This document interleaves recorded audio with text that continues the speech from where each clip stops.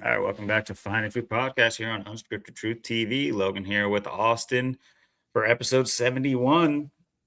We're we're inching towards 80 now. So tonight we'll be having a great episode planned. We have a couple of guests joining. We have a return guest as well as a new guest, a first time guest. So that's exciting.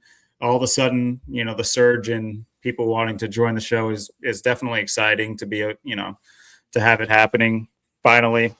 Um, so that's just great news. And I mean, I think it just keeps coming too, because I think we should have a new guest next week as well. I'm sure we got to schedule a King Richard appearance here sooner than later. I'm starting to get a fix, bro. I'm starting to. But anyway, scratch that from the record. Don't let him know I said that. But anyway, in a little bit we'll be having a couple of guests present. It will be NASCAR centric, but should be good, especially with how close Daytona 500 is. I know one of our guests does have a presentation about like prediction based presentation, so I'm highly interested at what that's gonna all entail. But yeah, before that, we do want to touch on the NFL uh, semifinals or conference finals. Um, see where we're at. The Seahawks Rams is wrapping up. They're in their final 3 minutes of the fourth quarter right now, so we will be able to comment on that as it kind of happens. But we'll of course touch on the Broncos Patriots, talk about what we saw last week leading up into this, and see if our predictions landed. And then we'll move into more details, kind of backing up your last week's episode with a lot of the details on the Fantastic Four, we can call them. A lot of different connections within these, former NASCAR drivers, and what that means moving forward, if anything, or at least exposing rituals of the past and trying to catching glimpses of what they could be paying homage to in the future. I mean, just think of last year where it was an obvious nod to Ray Hendrick, Ray Hendrick Motorsports, with them winning the Cup in the way they did. And then meanwhile, he gets inducted into the Hall of Fame just that same offseason. It's just like, all right. Yeah. So it's like, you see how these things all play into each other. So we'll talk about the Hall of Fame too. Yeah. But yeah, without further ado, I'll send it down to you. Sorry, that was went on a little long, brother. How you doing? That's perfect intro. Yeah. Here we are, 71.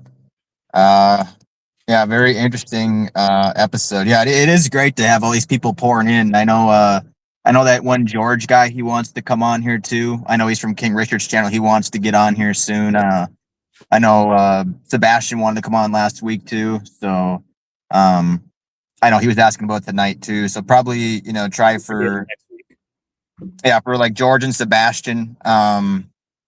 Maybe next week or the week after, one of these upcoming weeks. If it's not next week, one or two or both, or the other week, whatever. I mean, it's just like you said, all of a sudden it's just an avalanche. Everyone trying to get in the door, and people are pouring in. And you got two this week, and I was supposed to have one last week, but he didn't show. So, just kind of try and put him on for next week or the week after. And then we got like George, and like I said, King Richard's reoccurring.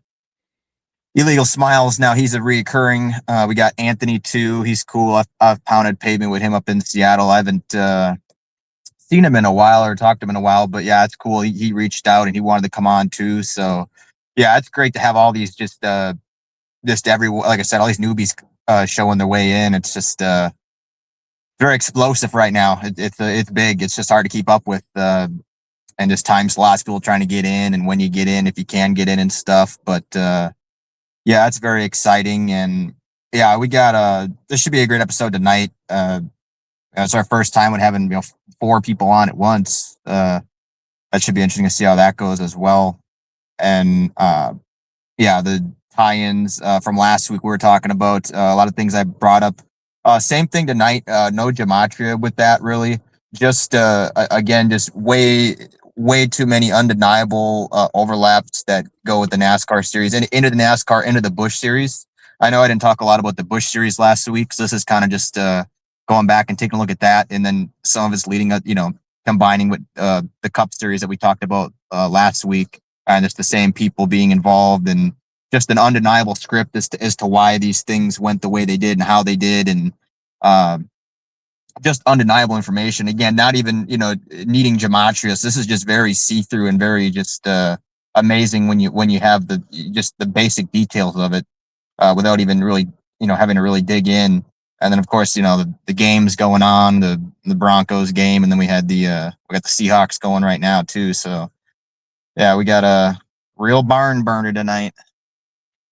Absolutely. And kind of to echo your sentiment and add to it, yeah, it is nice. All of a sudden it feels almost like a hot commodity to hop on the show. And it's not like I'm coming at this with an angle of just like, oh yeah, like stroking the ego or anything like that. What I'm happy for is the people that are joining, that they're feeling enough gusto to like hop out here and just have a chat with us. That's all we've ever asked. This isn't some like interview. This isn't some like high stakes proposal we're offering. This is come be a part of something and make it better, make it greater. And so yeah, it's nice that it's finally kind of snowballing, and I think it's almost inching ever closer to the potential like roundtable ideas that we've thought of having. Obviously I don't think it would be something every week that we do, but every once in a while being able to have a large panel discussion, like I've said, to counter the ones that exist online that are just to, keep people in a loop of bullshit, really. This would be a much more bouncing ideas off of each other and building rather than, gossip and drama. So yeah, I do see I'm starting to see the light at the end of the tunnel now. I was starting to think I was going blind for a little bit, but now it's starting to seem a lot more feasible with as many people are willing to come on. So that's something to look forward to in the future. Hopefully that comes to fruition. Just wanted to add to that. Yeah, hopefully we keep getting them on and they just keep coming in. Hopefully we just it's like a conveyor belt, just keep them coming. So as far as the NFL goes, I know we do want to touch on this. We can I think we can get a quick intro in about the NFL through this game and still catch the end of the Seahawks Rams game. But yeah, I mentioned, did our predictions come through? Yes, they did. Of course, it was kind of an open-ended prediction. As not really open-ended, we did hedge the Patriots, obviously, with what we were talking about, but we did, mention the other aspect of the Broncos, really just in relation to the Seahawks. Of course, these are all things that are in our head. We imagine the Seahawks winning, and that's still to be determined on the other game, and we'll get to that. But there were the other factors, of course, Drake May winning the Sean Alexander Award, and obviously the parallels with Tom Brady, and there'll always be parallels with Tom Brady. I mean, of course, New England has 6 championships, and guess who won them all? So yeah, it'll be never ending Tom Brady glazing in New England for as long as there's a team there. But not to mention, I believe Tom Brady's calling the game right now. He's calling actually the Seahawks game, interestingly enough. So that could be a clue. There could be a clue in that as well, which if you think about that, that is almost another layer, because now you can start a rivalry with the Seahawks. As far as Tom Brady, he can be involved with the Seahawks team going to the Super Bowl, as in like announcing a game, and that'll be kind of like his second soiree into that. Obviously, winning the Super Bowl on the bonehead Butler interception. But then if the Rams win, I mean, that's kind of like closing off a trilogy with them as far as the Patriots and the Rams in the Super Bowl. So either way for the Patriots, it's kind of like it's crazy how open-ended they have these scripts go, that it makes sense for so many different reasons.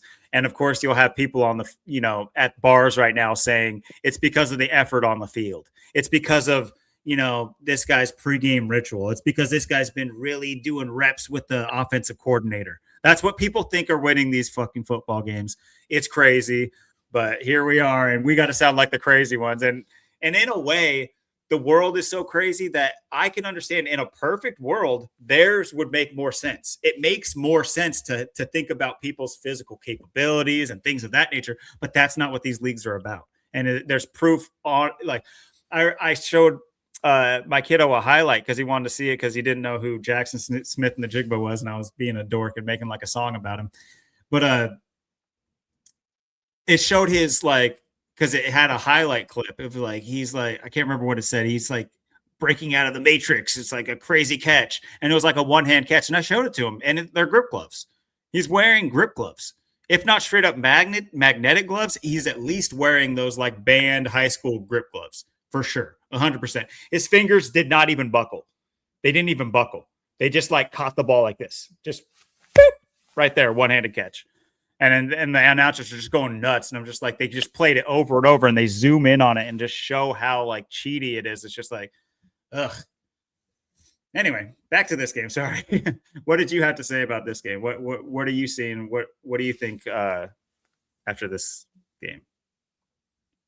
It's interesting too. The Patriots did score 206 yards in the game. And we were talking about the 206 with the Denver quarterback. So we did get the 206 coming through. It wasn't with the Denver quarterback, but it was with the Patriots, actually, which I thought was interesting.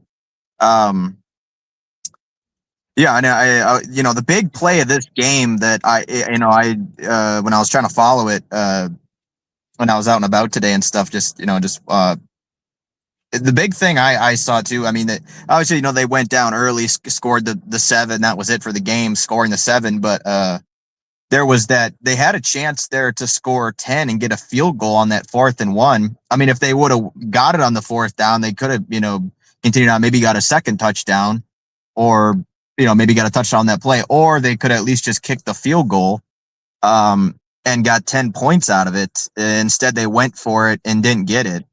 And then we just saw, moments ago, the Rams do the same thing.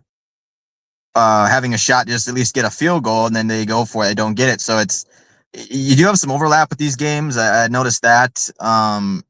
The Broncos game was, I mean, it's interesting because Drake May wins the game, but really the backup played better than he did. So he really didn't. He had like 86 yards. I mean, it really wasn't much. No touchdowns, no nothing. Yeah. And once they scored that touchdown, that's pretty much it for them. Just they got the field goal off of forget what that was from, but yeah, I mean, it was 7-7 going in the half. Then they got the field goal 3rd quarter, and nothing happened 4th quarter. So I mean, just a very, very low score game. 17 points in all. 17 like kill. It's interesting. You have the Patriots and with all the 12s, the 12 stuff with Tom Brady and things like that. So there was that overlap. Obviously too, it connects to with the Economist cover too, that the 250 years of America too, celebrating that this year. So I mean, go figure it's the Patriots getting it with 250 years of the country. So I mean, that was a clean fit. Yeah, I mean, besides all the Tom Brady connections, 12s, a lot of things coming through. Yeah, it just wasn't much of a game. In this, that you go down, you score 7 that first 5 minutes, and you do nothing the rest of the game, and that's amazing. You do nothing the rest of the game, you still outperform Drake May by doing nothing the rest of the game. It's just unbelievable. But yeah, that's just how the script went in for this one. Absolutely. And of course, they have the weather come in at the end to yeah, I've seen that, the snow. Yeah. And yeah, I mean, I was talking about it. It's just like, it's a consolation prize for Denver fans. Like you said, their quarterback outperformed. He's the backup quarterback. He's a fan favorite. They all have his nickname Steady. And of course, first 5 minutes, he goes down and scores like it's nothing. Like this is about to be a exciting game. And meanwhile, like I said, you got families paying upwards of, over $1,000 for their family to get to this game in inclement weather and get to sit there and watch for another how long? 2.5 hours before realizing that your team's not even going to score and you're just going to lose by 3 to the, I'm sure, hated Patriots if they're Broncos fans. So it's just like, you see how they do it. Of course, this is in Denver too. So you see how they do it, hurting these people. And it's a shame that, the hurt doesn't translate to, waking up, like slapping them awake. they just slap their wallet and they don't even notice, I guess. But yeah, it's not like we went super in depth this last week or anything like that, or had like our predictions were just like, oh, we got it. But it is at least on the board, although I have not checked. So let's quickly. Oh, still the same score. Seattle got the ball back. This is crazy. Unless it has not updated or something. Oh, okay, that's right. The Rams were using all their timeouts, and it looks like they used all their timeouts, and Seattle still got the first down along the way. That's why it's going so slow, because it was at 3 minutes when we started, so it's only been a minute in the game. Sheesh. It depends on how you refresh it too and what you look at. Sometimes, I mean, this game seems like it's kind of taken a while, but I mean, every time you look at it, it should. Yeah, and it's just weird, like how I look at it, and it's just like all of a sudden, like even the halftime. You're right. No, you're absolutely right. A play had happened, and it wasn't updated. All right, crucial third down. I mean, like, man, I think I just said this to you before we started. So it's like, if they give the ball back to Matthew Stafford with a minute and a half left, that's just how they want these games to go. They need these games to go into these like stupid down to the wire moments. And you made a great point, because I wasn't catching the game with the Broncos or the Patriots. So you mentioned that fourth down failed conversion, and if this ends up being the end, the game, Seahawks win, they're going to go back to that moment where they just like tried to convert a 4th and 4 at the goal line and got stuffed, and they're gonna, that's gonna come back. Maybe I was surprised they did the same thing with that Denver game too. I mean, you just easy, you could have got an easy field goal out of it, and they go for it and don't get it. I mean, I could see if there was like 70-mile-an-hour per winds where you're not kicking any balls, but again, I mean, the kicks, unless it's too strong for the magnets to even get it in there. But I mean, sometimes you do. I mean, I remember there's like sometimes the Bills games have really windy games. Sometimes it depends where you are too. I mean, if you get a really windy game, like the goalposts are really tipping over and stuff, and the weather's really crazy, and then I could see, you're not kicking the ball in that situation, or you can't. But so this might take a good long bit. Of course, we just had oh no, it looks like that we are out of a 2-minute warning. Okay, so 4th and 13, under a minute. So we'll be punting with under a minute remaining. So they'll get the ball back with probably around 40 seconds, 40 some odd seconds, 45 seconds. If it's not a return or something like crazy like that, which it could be. Who knows? Who they got? Who's their return guy? Is it Kyron as well? Or is he just play wide receiver? Actually, I'd have to go to like.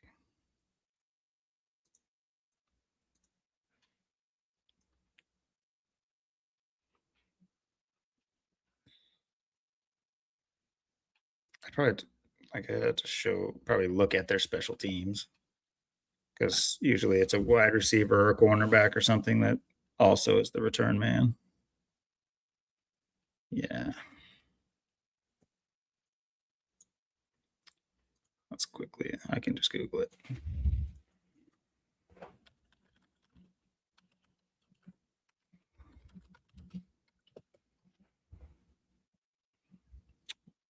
Rivers. Well, we'll see. Lonnie Rivers. Wow. I don't know if that's who it is, but because it's not realizing. Okay. Jordan Whittington is the kickoff return guy. Xavier Smith, punt returner. So it'll be Xavier Smith. Xavier, huh? Xavier could have a big return here. That's an interesting name. Whittington. That's almost kind of like Washington in a way.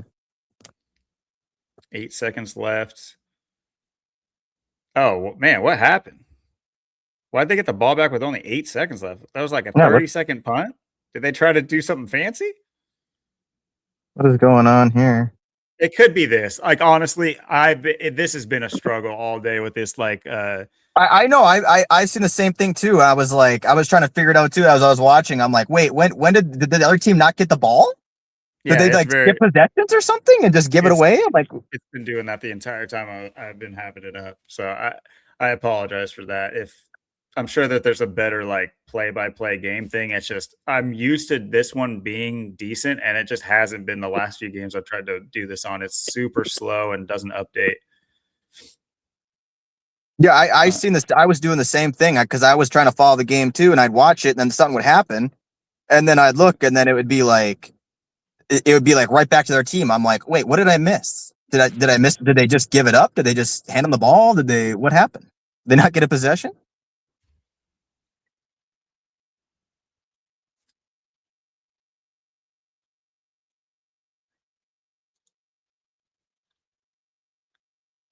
Okay, 10 seconds. Oh, I should have had it on this the whole time. Oh, wait, what? Oh, okay, they've had the ball. So they had one first down so far. That's where the time went. It's going to have to be a Hail Mary. Yeah. I was surprised that Drake Maiden do like a Hail Mary there too at the end of that. I mean, I know it's Denver. You could kick a long yard or 60-something yard and they miss, but I kind of thought we might see a Hail Mary in that game because I mean you can throw far too in Denver and you can kick far. So, but I would have thought maybe go for the Hail Mary at the end, but they went for the kick and missed. But so Seattle just called timeout.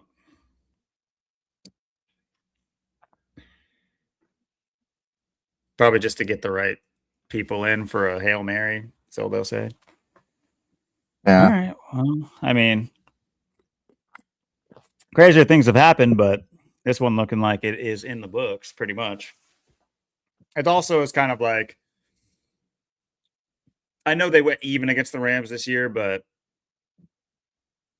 I know one of the narratives is like Darnold's has a terrible record against the Rams. There's fireworks going off out here. I don't know if you can hear that, but there's fireworks. I would assume that the game is over then. And it's just not updating. Yeah, I watch it and follow it through. I don't watch it, but I follow it through like ESPN, NFL, and it generally keeps up pretty decently. Okay. Oh yeah, there's fireworks going on everywhere right now. Well, maybe something happened in the game. I don't know if you can hear that through the speaker, but they are blowing up. Final, yeah. Seahawks win. Oh, I mean, I think I just heard fireworks up here. I'm seeing them too. They're going off. All right. Well, there it is, people. So, all right. This was a lot less illustrious than our NASCAR calls, but we did get the Super Bowl. We said that was going to happen. So interesting. All righty then. I mean, I don't know if there's too much really to go on with that. I do gotta get our boys in here. This went on. Did you want to jump to what I had and then get them in and go from there? Yeah. Here, while you're doing that, I'll send them a quick little email to let them know that we're just finishing up with the opening because the NFL went on long.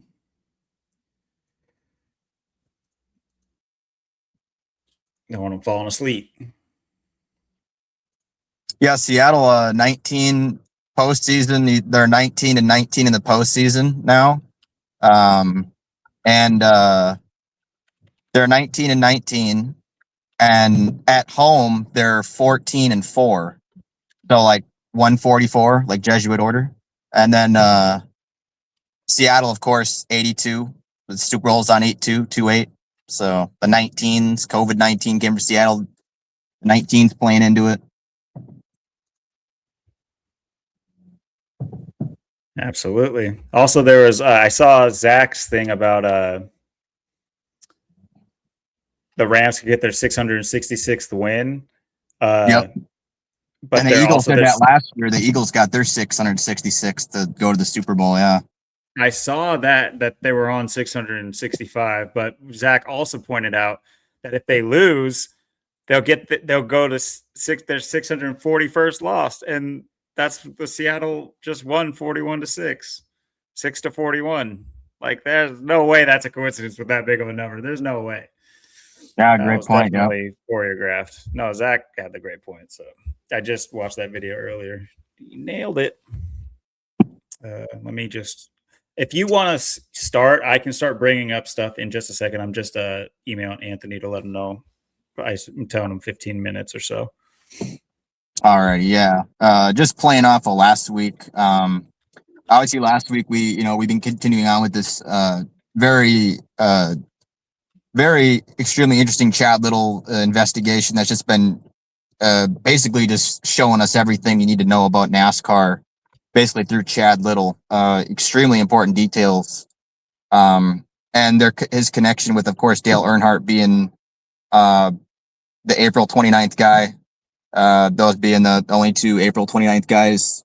And then you have Michael Waltrip and Elliott Sadler with their April 30th birthdays the day right after. And I said, like, it's so interesting because I know like wrestling, I know like Titus O'Neil, he's got the April 29th birthday, but and Jay Cutler for football has the April 29th birthday. But other than that, there's really no one I ever knew what April 29th birthday is for like wrestling and football. But NASCAR growing up, obviously it was, when I was a kid, it was Chad Little and Dale Earnhardt. Waltrip as well, and Sadler, they're coming in. And how this ties in what we talked about last week with the Cup Series, the Busch Series is where they really put this all on display as well. We talked about the Cup Series connections, but there's some undeniable Busch Series ones too that stems all these guys together perfectly. And there's just no way of denying it. And Chad Littleborn just one day before Michael Waltrip, so he's just one day older than Michael Waltrip is. And that first Chad Little's first race that he ever won was at Daytona in 1995. What's so huge about that? Michael Waltrip would finish second in that race. The year previous, Michael Waltrip had the pole in that race, and Dale Earnhardt would win, and Chad Little would finish third. And what's undeniable about that race was Dale Earnhardt won, and he won 5 in a row in the Busch Series for Daytona, for the first race at Daytona. He won 5 in a row. He won 7 total. Like he won 7 championships. Like that's the most in NASCAR. Like Petty won 7, Johnson won 7. He won there 7 times in Busch. 5 in a row from 1990 to 1994. He ended up retiring in 94. And Michael Waltrip also drove his 3 car. And Dale Earnhardt is responsible for putting Michael Waltrip in the 15 car to set up that win. He was the reason for that. And Michael Waltrip, like I said, drove Dale Earnhardt's 3 car in the Busch in 94 when Dale Earnhardt wasn't driving it, which is very interesting. And Dale's last race in Busch was at Charlotte, of course, he's from North Carolina. He raced at Charlotte in 94. Chad Little will go on to finish 4th in that race. It's very interesting too, that 94 season. Now Jeff Gordon won his first race there in May at the Coke 600. Then he won the Brickyard. And I know that Charlotte raced the first one in 94 in Busch. I know Chad Little got hurt, he got injured, but he made a comeback in the points that year. He ended up finishing 4th, even though he broke bones and stuff in that wreck. He ended up scoring more points at the end of the season than any other driver, and he probably would have won the championship if he didn't get hurt in that wreck that also happened there earlier in the year. But yeah, 1994, big Earnhardt's last. So Earnhardt and Michael Waltrip and Chad Little all raced together in Busch and Cup, and Elliott Sadler, of course. And what's so interesting about Chad Little's first win it was the first season the Busch Series would race V8s. In '94, when Earnhardt raced and Little and Waltrip, they were driving the V6s. 1995, that was the first race they moved to V8s motors for the Busch Series, and Chad Little would win the race. And of course, like I said, Michael Waltrip, go figure, finishes second. Like how Michael Waltrip had the pole the year before when Earnhardt won, and Chad Little finished third. But yeah, so that would make it 6 straight years that a guy with an April 29th birthday would win that race. 5 in a row for Earnhardt from 1990 to 1994. And then, of course, the first race of 95 going to Chad Little, him picking up the win.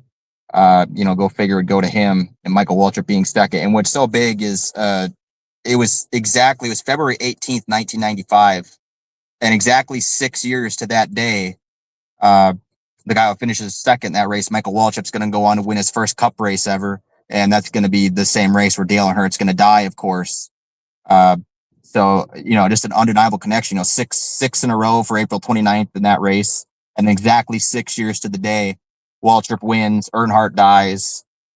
Just these undeniable connections, and like I said, Chad Little, he won 6 races in of course 1995. He won the first 2 races of the year. He won Daytona, Rockingham. He won New Hampshire that year. He won the Charlotte race.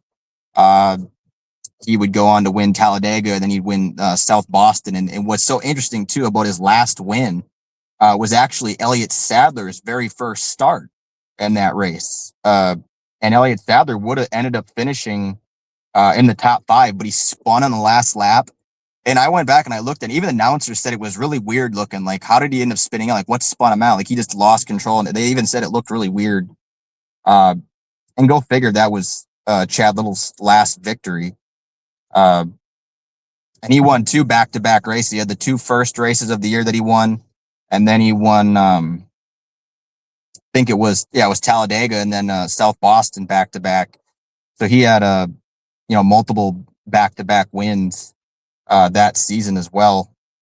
Of course, he finished second to Johnny Benson in the 74, which is the car that obviously he would retire in there in 2001, 2002, the team he would retire for Base Motorsports there in the 74 car. But besides that South Boston race being Elliott Sadler's first race too, and him should have got a top 5, but Jeff Burton too, and Ward Burton, they're from South Boston, and Jeff Burton was actually calling that race. Was talking about the connections with Jeff Burton too, and Exide and Citgo, Exide equals Trump, and then the Citgo, his sponsorship. Michael Waltrip had the Citgo car, and then he gave it to Elliott Sadler, and then it went to Jeff Burton. So, and there he is calling the race. So these things are undeniably connected. Sponsors, cars, who's calling the race, who's winning the race. Just absolutely undeniable. I mean, even Chad Little, when he won that Charlotte race that season, he held off the 3 car. The 3 car finished second. Jeff Green drove the 3 car at that time. There was different people driving it, but Jeff Green was driving it in that race, which makes it very interesting as well. And like I said, Michael Waltrip generally was in the 30 car, the kind of like the 30. The Pontiac, he had that for a while there, 94, 95, jumped in Dale Earnhardt's 3 car for a bit. Chad Little in the 23. And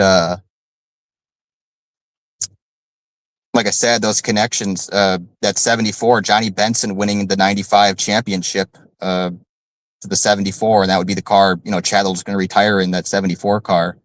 Gematria 74, of course, and for Base Motorsports. And they actually won 3 in a row with Benson 95, and then 96 and 97 was LaJoy before Junior would win 2 in a row in the Busch Series in 98, 99.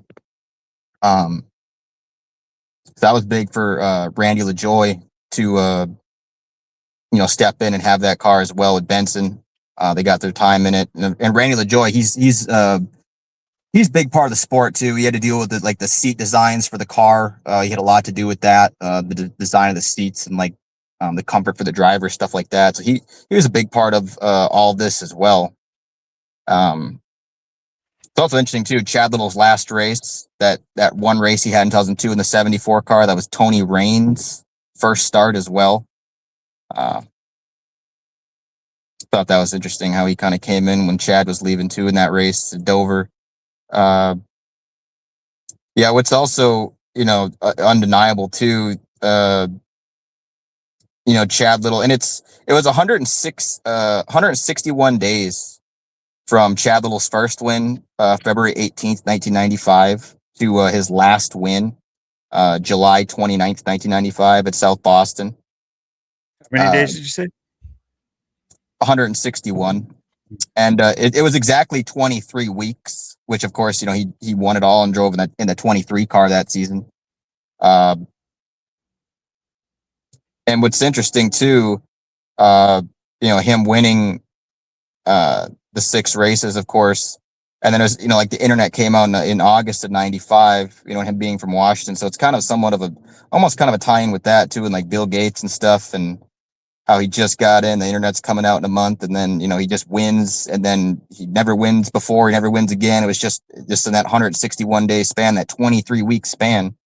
And it took up about 44% of 1995. And he had 44 top 10s in Busch. And another, big undeniable connection. Just a couple days ago too, we had Kurt Busch. It was 23 days till Daytona 500. Remember, he took over Chad Little's John Deere car to start his career. That's where it all began for Kurt Busch in the Cup Series. That was his first start there at Dover in Chad Little's car, and then Chad Little, like I said, would race Dale Earnhardt's final win. John Deere car would go away. Chad Little would go away. And then you had the death of Dale Earnhardt, next race at Daytona in 2001, Michael Waltrip winning. So all that going hand in hand in the Cup Series. We talked about that last week. January 23rd, 23 days, Daytona 500. And you have, go figure, look who's getting it. It's Kurt Busch going into the Hall of Fame, and go figure, he's 47. He had a 23-year Cup career. 23 days to Daytona 500. January 23rd, he had a 23-year career. And he also raced for 23 XI. And that's when that's when he got injured there in 2022. He got injured there in the year of the Tiger there at Pocono. That was his career-ending crash where he supposedly got injured. It didn't look like anything. If you go back and it looks like nothing. I mean, you thought Earnhardt's looked like nothing. This really looked like nothing. And these cars are supposed to be so much safer and stuff. It's just ridiculous. But he that was the car he retired. He retired in the 45, Michael Jordan. So they have 45, like Ritual. But you have all those 23s playing in the connections with Chad Little and Kurt Busch. Of course, he won the championship in the 97. You got you also have I talked about Randy LaJoie. You have Corey LaJoie. We talked about there was a 99 car this season, last episode of the season, or the one before that. There actually is going to be at least for the Daytona 500, I don't know all year, but another LaJoie. It's going to be Corey LaJoie driving the 99. So he is going to. There's going to be for Roush. I was going to say yep. And he's born in 91. So there is going to be a LaJoie, and there is going to be a 99, at least in the 500. So I'm going to figure LaJoie, and like I said, how it stems in with Chad Little, the 74, and Randy LaJoie in that car, and Johnny Benson and all this stuff. And even I know Darrell Waltrip was calling that second win he had at Rockingham. Chad Little's second win, Darrell Waltrip was calling that. And of course, Dale Waltrip's, like I said, his last race there in 2000, he retires. The John Deere car, like I said, goes away. Chad Little goes away. Kurt Busch has changed his sponsors. Dale Earnhardt dies the next race. Michael Waltrip wins it with Darrell Waltrip calling the race. Mm-hmm. Like I said, it's just undeniable connections. Of course, he had his son in the race as well. Oh, very strange things. The fathers. It's definitely a nepotism centric sport. NASCAR is. Obviously, we're talking about Corey LaJoie here after talking about Randy LaJoie, and it's just example after example after example of father-son duos, which on one hand is fine, but knowing what we know, the initiated versus the uninitiated, it's pretty clear to see who's that these people are initiated in, and at a young age. And I mean, just look at how many people are born in uh, you know, NASCAR hub locations, North Carolina, Florida, things like that. And look at their birthdays. They're all so close together. Of course, the ones you're talking about with, birthdays a day apart. And then, Yeah. we've documented it with the current guard. There's so many similar birth dates, and it just kind of goes to show that, it's just like, it's not about freak athleticism. It's about getting the right person in at the right time. And of course, the easiest explanation, as far as, tinfoil hat explanation, is that they're just changing these people's birthdays for ritualistic purposes. But on the off chance that they are born the days they say they're born, then, there's, in my opinion, that's a clear sign that, they're test tubing these things out to be born at the specific time that they're born. And that's very, very possible, especially, I mean, kind of a little bit of a tangent, but as far as, like nepotism and even bloodline, if you want to go into that kind of area of thinking with it, keeping these people, close, if you will, keeping, family close. Um, like nowadays, there's, aesthetic kids. You can choose your own kid type of things going on, and it's only going to get like a bigger industry. Right now, it's like pretty heavy on like pets. It's basically cloning, but they take the DNA and they can make something of your choosing. I mean, you think they're not already doing that with people? Come on now. They cloned Dolly in what was it? 90 something? Yeah, I think that was 95. Yeah. Yeah. Another one I told you too, I texted you about too, was there's another connection to all this too. My 12th birthday, April 29th again, 2007, Jeff Gordon passed Dale Earnhardt in wins. He tied Dale Earnhardt at Phoenix with 76, and then he won Talladega, and won, and, that was win 77, passing Earnhardt by one. That was on Dale's, what would have been his 56th birthday. And NASCAR, of course, equals 56. So, Chad Little's birthday, of course, too. I mean, how are you going to deny? I mean, you win the Daytona Busch race 7 times. You win it 5 times in a row, and then you retire. You're not in it. And then the guy, it's the first race is going to be a V8 for, it's a new season, V8s. Earnhardt not in it. Who's going to win it? The only other April 29th to get exactly 6 years in a row, April 29th is going to win that race. And then, of course, 6 years exactly to that day for another 6. That's going to be the date Dale Earnhardt's going to die. And Michael Waltrip's going to win the race. I mean, and Waltrip finished second and won the pole the year before. I mean, it's just undeniable. I mean, how are you going to possibly deny that? And then, like I said, just 2 days ago, this pops up. Kurt Busch going in, all those 23 connections with Chad Little in that season. Of course, and you look at 94, Dale Earnhardt wins his final championship in Cup that year, too. That was the 7th and final in the Chevy Lamina. 95, Jeff Gordon would be the champion there in 95. So, go figure, Jeff Gordon there, the way he, what day you're going to surpass Earnhardt? You're going to do it on April 29th, right? You're going to do it on that day. You're going to pick up that 77th win, and do it just like that on Dale's 56th birthday when NASCAR equals 56. So yeah, it's undeniable how important April 29th is. Dale Earnhardt, Chad Little, Michael Waltrip, Elliott Southard to this whole equation. And how big all that is. And yeah, Kurt Busch going in there, Hall of Fame. Harry Gant, I know, like I said, he drove the 33. Then, of course, you got Hendrick after Hendrick just wins the championship. So Hendrick going in, Harry Gant, the 33. I know he was a big part of that, too. I know, what's his name was just talking about him. Illegal Smile was just talking about Harry Gant, and Kurt Busch, of course, getting put in there. So. And Kurt Busch, like I said, that year he got that 97, got the championship, and now SVG in that 97, he's got to try and beat Jeff Gordon's record in the 97. He's got to do it. Oh yeah, That Jeff Gordon connection. I do forget about that. And the other kind of backwards Hendrick connection too. And yeah, Hendrick with a face only a mother can love, by the way. Or a scientist that created him. Yeah. But yeah, you're absolutely right. Illegal Smile was going off about Harry Ganton. I do believe he was going off I think just before the induction. So kind of cooked there.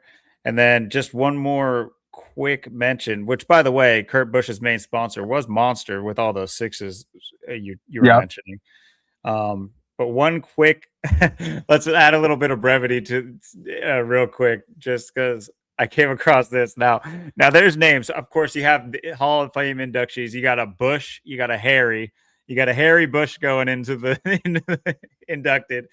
Now, but who knew that also inducted was legendary promoter Humpy Wheeler. Of course, we got Humpy Wheeler. Now, poor guy's dead, so he can't defend himself. But hopefully Humpy was a play on his A happy name and not humper. just Yeah. and not just what he was known for. But I mean, talk about names. We got Dick Trickle, we got Dick Bone, we got Humpy Wheeler. It just goes on and on and on, man. It's so good. It's just a gift that just keeps giving. I saw this and I just had to bring it up. And it's probably worth looking into as well because he just died last year, by the way. Yeah. August 20th. So Yep. he literally just died last year. I'm sure that there was something to do with this as well. I mean, just look at it. The poor guy's name is Howard Augustine. So he goes by HA, like ha, like laughing. And his obituary goes, ha, Humpy Wheeler. That's his name. Ha, Humpy Wheeler. Oh my goodness. Anyway, just thought that was pretty good enough to mention because I got a little kick out of it here. But yeah, I would stand to reason that Legal Smile would have more on the Hall of Fame as well, being he was paying close attention to it. So something that I'm probably going to get caught off guard this next upcoming season with with something that we would get caught off guard with something from the Hall of Fame induction, just because I still haven't gone back and done my due diligence with it. Luckily, we do have a Legal Smile who is staying up on it. So, speaking of segues, we do have our two guests in the backstage here. Our first guest, this is his first appearance on the show. He tells me I personally haven't spoken to him or anything like that, but other than our quick emails. But he is a part of the Gematria Effect community, and he's called in about things in the past, and he has a presentation he wants to go through. I'll be kind of like routing his information through my screen, so I'll do my best to keep up with his information and hopefully do it justice. But he wants to talk about this. I think this upcoming season. From what I could tell, I think he might even have a prediction. I don't want to put words in his mouth. I just remember him saying something similar to that. At the very least, he does have a presentation on NASCAR and potentially golf if we have time. And then we also have a Legal Smile back, like you mentioned earlier. So I'm sure he has more information on that Hall of Fame that we were just talking about. So without further ado, let's get these gentlemen in. First of all, Anthony, how's it going? Can you hear me, bud?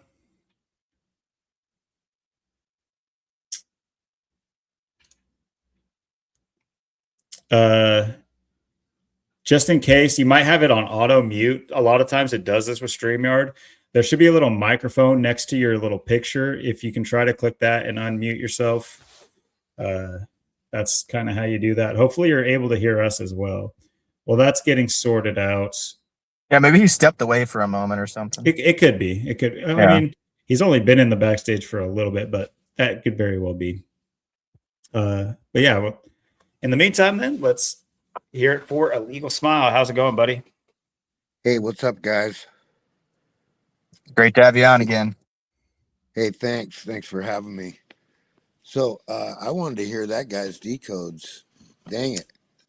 Yeah, I'm very interested. I'm sure it could just be like Austin said, he could have just stepped away for a moment, or it might be a situation too where he might be on a phone and it's doing that. It sometimes does a weird thing with permissions, for if it's like his first time visiting StreamYard. So we'll see. Um, it's unfortunately nothing I can do. I can't unmute it for him. Right. But So, there's no harm in just having him there. If he can hear us, at least he'll know where we're at by the time he gets it fixed. So there's no point in putting him in the back room. right. Timeout. Right. No, leave him here for sure. Yeah. Yeah. Yeah, he's got my number, so he might text me if he needs something. But yeah, maybe he just stepped away, or maybe he's busy for the moment. Real quick, we'll see. Right. Okay. And then when he comes in, let's just let's see what he's got. Got it. Sounds Because good. mine's pretty generic, pretty standard. I watched the Hall of Fame stuff last night. Perfect. Watched it a few times. I gleaned that the Ray Hendrick that they put in the Hall of Fame. Do you guys have the Third Turn, that website? Oh, is that like another stat website? Yeah, pull up the Third Turn. It's just that, the Third Turn, one word, Gotcha. .com.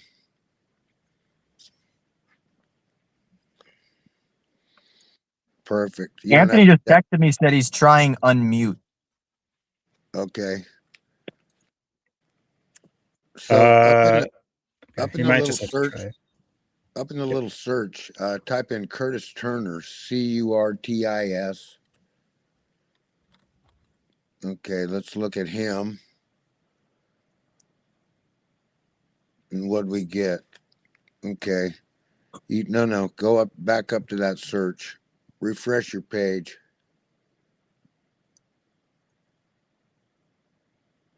Okay, now just go slow and type Curtis Turner in there. Up at that Did I top, spell it wrong? maybe, but not What? there, not on that one. Well, it started here, but okay. Okay. Throw it up there at the top because it's going to give you a big drop down when you get it right. Okay. You got capital C? Oh yeah, capitalize it. Yep. Ah, you do have to capitalize it. Okay, I see. Everything in here. I see. Curtis Okay, Turner, now not Junior. just take his whole thing. And then down there, he's the second one. What day is he born? October 20th. No, April 12th. Oh, was it? Or no, Oh, okay. October 20th. Oh, I see. Yeah, and he died what No, day? this is most recent. Okay, October 4th. Okay, but he was born on the day that Larson said the N-word. Okay. Oh, That's yeah. that's just a mentionable. So bring him up. All these things you can put in your notes because it. I'm writing Curtis Turner down right So now. and First then I've heard go of to him. I think 1950. Go to 49. I think there were 6 races in that year. I'm not sure. I can't see your screen that good. So Sorry. all the way to the Welcome last in, Anthony. It looks like you got it fixed up. Okay. Then go to this Langhorne Speedway. It's still. Sorry, I'm trying to do two things illegal. Right. We still can't hear you.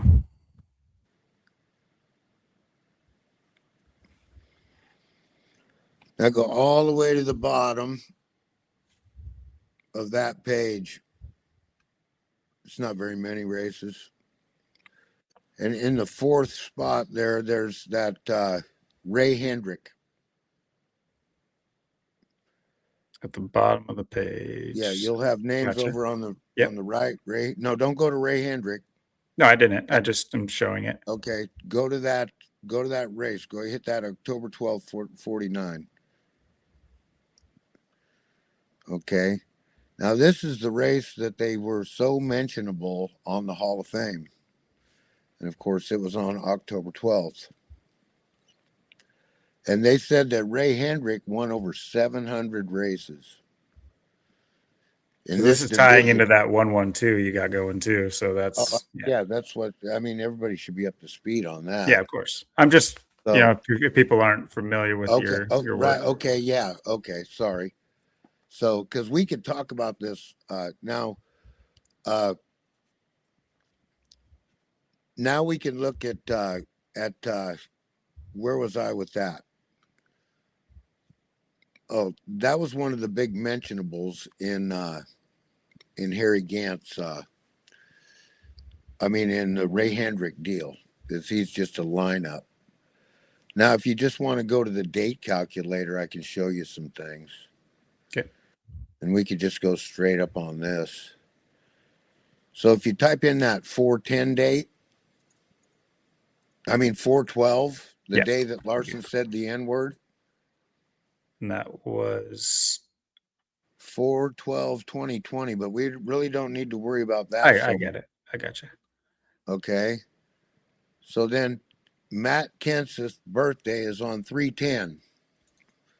So type in the 3/10 on the other side.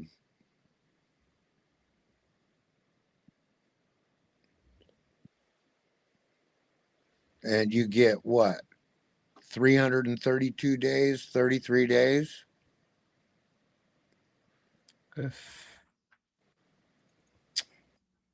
5 years, 332 days. Yeah. Okay, so the 5 you can count it, but don't worry about that. Just worry about the 332. Just go year to year because we want to flip them back and forth. Okay. You know what I mean? So we know that 2020 was a leap year, but it doesn't matter here. So now go to 4/12/26. What do you get? 33 days. Okay, now go 110. That's Harry Gant's birthday, number 33. So go 110. Okay, 92 days. Larson was born in 92. But put that 310 back up there. Okay, now go over to the 110. Oh, so 110 to 310? 110 to 310. 59 days. Okay, flip it around. That's when 300. Larson got his championship on the 59th day. Now let's go from 110 to 22. We know what day this is, right? As in like something that happened on February 2nd? Yeah, I sent you the tweet. That's Mom's birthday. Okay. Now what day of the year is that? The 30th? 33rd. Oh, 33rd. Yeah, duh. With 332 days remaining. Okay. And what did we say about Matt Kenseth and what was going on right there? Okay. I haven't even written this stuff down. So now go back up to the date calculator. Notice that he's on the 10th day with 355. That's going to pop up. But now go from the 2/2 to the 12/18, 2025. 319 days. Do you like that? What day is the Daytona 500 on? Oh. How many days? Flip that around. We want to see both these numbers, 319.46. The Daytona's on the 46th day of the year with the 319 days remaining. Okay. Now go to 12/23, Biffle's birthday. Okay. 41, the 13th prime. Okay. Go to Denny Hamlin's dad's death. What day did he die? 12/28. 28. They're all 5 days apart. Yeah. We got that 36. That's beautiful. 36 races in a season. And that's how simple these guys do that. Now, go from 12/28 to 110.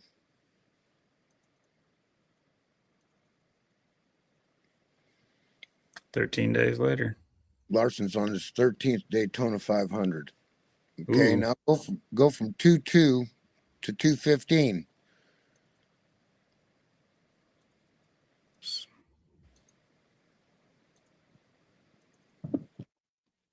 $13 days later. Right? Flip it around. 352. Greg Biffle died on the 352nd day of the year. Go from 110, that's Harry Gant's birthday, to the Hall of Fame, 123.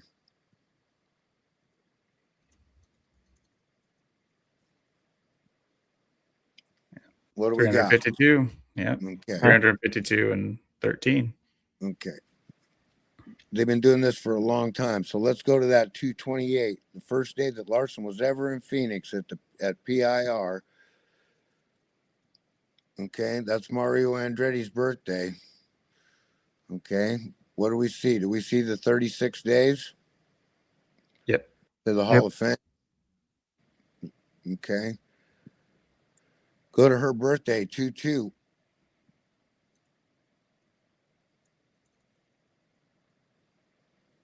Flip it around. Gotcha.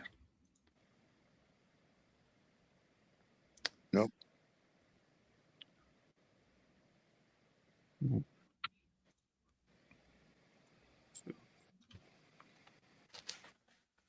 339 days. What's 339? Click on it. Gotcha.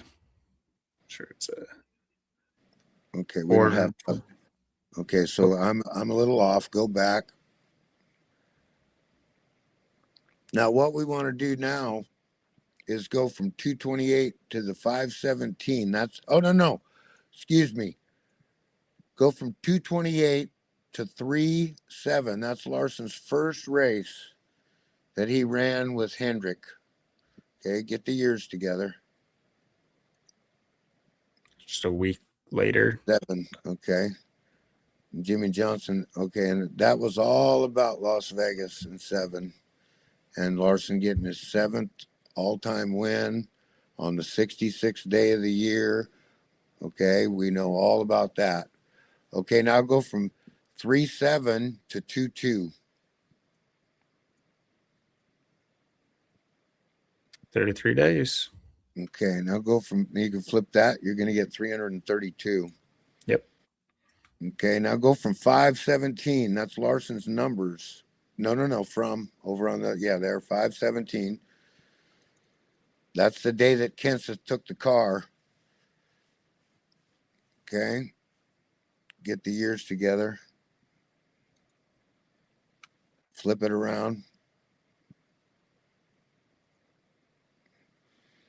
Okay. 294 days. Okay, now go to 2-2.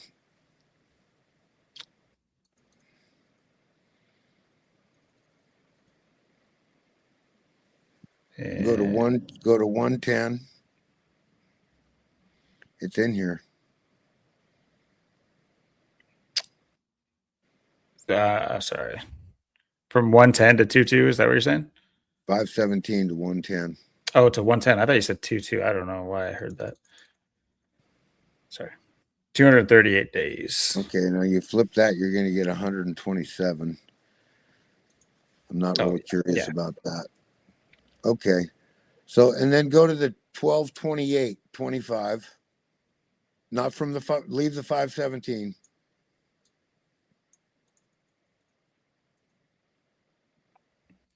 $225 days separate. Okay. And now flip that around, 140. Yep. Okay, now go to 828 on the 1228. Doesn't matter. Okay, now how much? What day of the year is that? It's 240th. 125. Okay, now what day was Kenseth born on? Oh, day left in the year. I thought you said day of the year. So you see that? 240, 125. That's what we're dealing with because we saw that 240, 125. Mm-hmm. Now you see that 517? Yep. What day of the year is that? 137th. With 228 remaining. 137 to 33rd prime. He's a marked man. That's now, do you think these 33s are playing because of the relevance to masonry specifically? No, okay. If Larson gets his 33rd win at the Daytona 500, it'll be the first time that a 33-year-old won the Daytona. That's true. when His he age. was 33 years old on 215. Now you can look at Kenseth. He's the last guy that won the Daytona 500. We went all over that. So, because me and Austin have definitely touched on Larson he'll be being in his 33rd year of life, 33 winning it, years, and being 33 years, years old. I mean, 33 years, 199 days old. 199, the 46th prime number.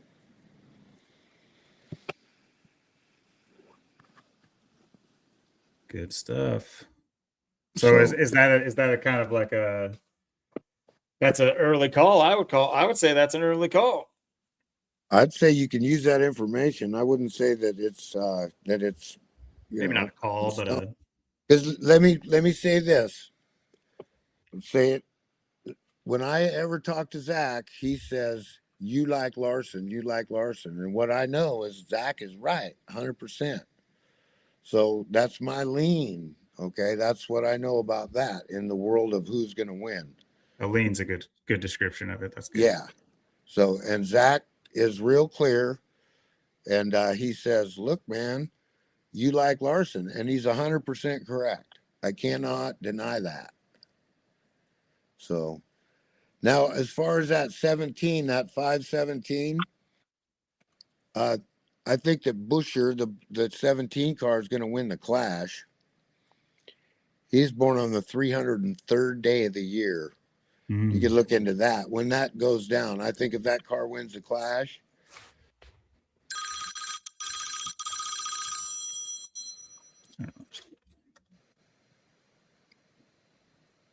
That's not him. What's his name? Chris Buscher. Yeah. Loved it. Yeah, October 29th. Another 33-year-old too. Dropping the horsepower again this year too. They're bringing back the 750 and the I think the 750 and the 670 is what they're running this year. So they're not only changing the points back to kind of what they used to be, but modified, but the engines and horsepower as well, which is interesting. So, Anthony, if you can hear us, the only thing I can say is potentially trying to exit out and come back and just seeing if it works. I'll in the background, I'm going to quickly like Google if there's a common issue that I just don't know about. When you go in your settings, there's a setting in there on the audio. And it says, because it says he's unmuted, but it's just not coming through. Right. I don't know. Maybe it's Bluetooth. They'll add this on him, and it won't be you didn't put it in, but it's a box you click. It's called reduce mic background noise. And if they got that added on him, he probably can't get through. And then they also add the echo cancellation. Mm-hmm. And that's stuff that, you can take out and try that. If he can hear me, he can put something in the chat. Yeah, maybe he has. Typing in the private chat, let us know. But yeah, like he said, try canceling echo cancellation and background noise. I think it does. You're right. It does come default checked on. So yeah, it sucks. So, and mine works on it, but I had to try it a few times. So anyway, they did a big thing on Harry Gant, but he wasn't real coherent.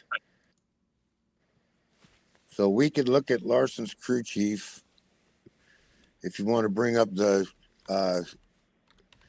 calculator on him. Crew chief Cliff Daniels. That's Daniels. Did you want the date or the gematria calculator? Oh, you won't find his birthday, I don't think, but I got it, so don't worry about that too much. I think your volume's a little low, Logan. I think it got lowered a little bit. For sound, for me? or for Logan, it just sounds a little quieter. I don't know. My bad. Oh. I don't know if you adjust something or touch something or I don't know. Does it still sound weird? Now it sounds back to normal. Okay, I might have done something. I don't know. Maybe I hit the test. So this guy's name is Clifton Oliver Daniels. 2 F still, or does it just go by Cliff with 2 F's? I'll try it. Go 2 F's. We're looking for 224. Okay. What was his middle name? Clifton Oliver Daniels. I think it's probably just 1 F then. Yeah, 1 F. Okay. Weird name like that. So I like that 224. He'll be on his 224th race. Now go Cliff Daniels, just Cliff Daniels. His slave name. Yeah, put an enter on that so you can look at it later. Oh, sorry. I'll go back and do that in a second. Yeah. There's 224 as well. Absolutely. Okay. And are we going to see that 55? Yep. Okay. And we got another 224, and we have the 100, which is a big number because Larson won his first race with Ganassi. It was his 100th all-time race, cup race, I should say. So this guy's lined up like nobody's business. And then they compared him at the Hall of Fame dinner, not at the Hall of Fame dinner, at the awards dinner for the Cup. They said, we're going to compare him to Jeff Gordon's crew chief, Chad Knaus. So Knaus is born on 8/5. He's got interesting numbers, but Another I Chad. think that's all we need to look at on Daniels and what that is. The 55 numbers. Yeah, the 50, he was Jimmy Johnson's crew chief, Chad Knaus. Yeah. That's 7-time champion. See, that's what it's what it's boiled down to. This is a long time in the works. See, they put Kurt Busch in the Hall of Fame this year too, and he's one of them guys. He's one of them guys that ran the double. He's an IndyCar. He got a ride with Andretti, and he ran the. Remember that in 2014? Yeah, he finished 6th. Yep. Yeah, he ran the number 26 car in the 2000 and it was 14. 2004 Indy or 2014 Indy. If you go from that Indianapolis 500 date to the race, you'll see that it's 266 days. So, and hey, then Anthony, can you give it a shot? Try to talk. Harry Gant.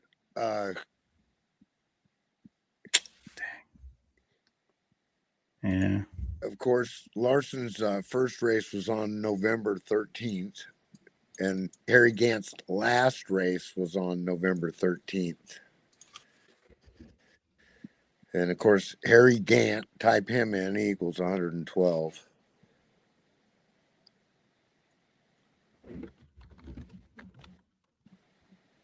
Yep. And then if you type in Skoal Copper World Classic,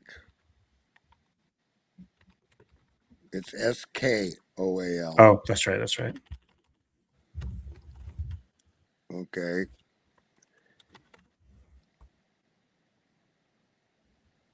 We see the 352. Okay, now type in the Skoal Copper World Classic.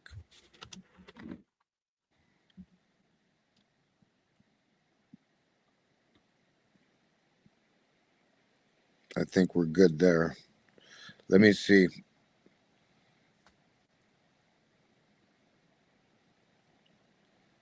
I'm back. I'm trying to look up a little bit of potentially how to fix a mic. Right. So then the next one is Skoal Bandit Copper World Classic.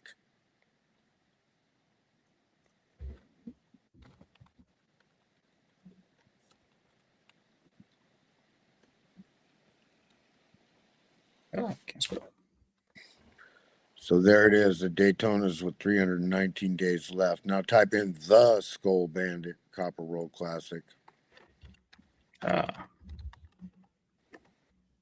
352. 352 again. Okay, now we know that Harry Gant and Ted Musgraves and Greg Biffle were all in the Copper World Classic in '89. That was on 2/5/89, which is, I mean, amazing to me. And if you go to 2/5/89 and you play with those numbers,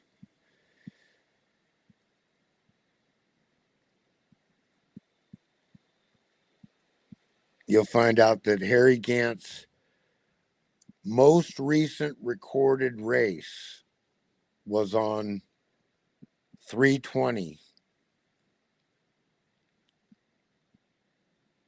Let's start right there with 320.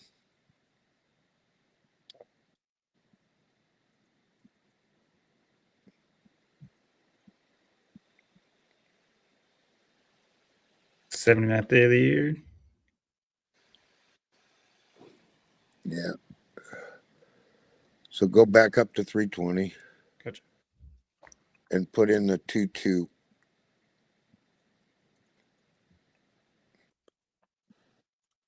$46 days. Yep. Okay, now go back to the 2/5. It's 43, the 14th prime. Larson's in his 14th year.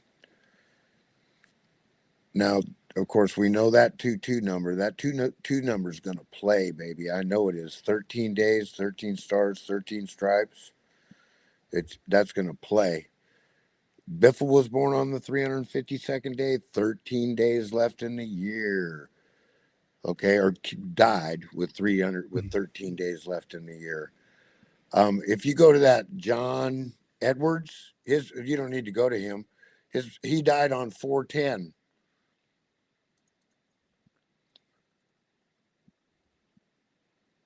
Okay, and then take that to Larson's birthday, 7/31.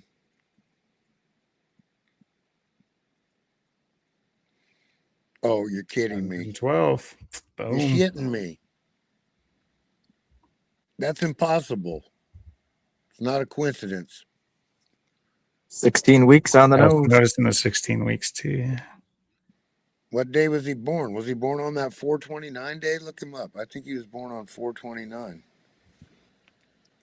Maybe 4. I can't remember now. But John Edward, you said? Yeah, that's Larson's manager. That's the first one in Larson's path of 4. Famous April 29th. Okay, 4/29. We talked about that, didn't we? Oh, yeah. Yeah, that's huge. That's Petty's birthday, or Earnhardt. And Chad Little. Okay, I don't think he plays that big a part, but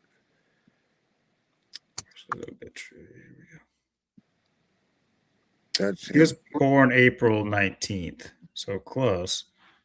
Roush's birthday. 4/19. So that's you could play with those numbers. I like the 4/10. I think I messed with it, and that's about what I came up with, was that 112. Mm-hmm.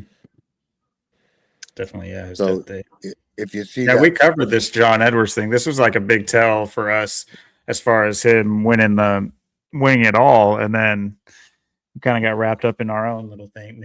right. Now you can go to, like, if you see that it's 4/10, 20, 23, 25, 59. Okay, now go to 11/2 on the other side.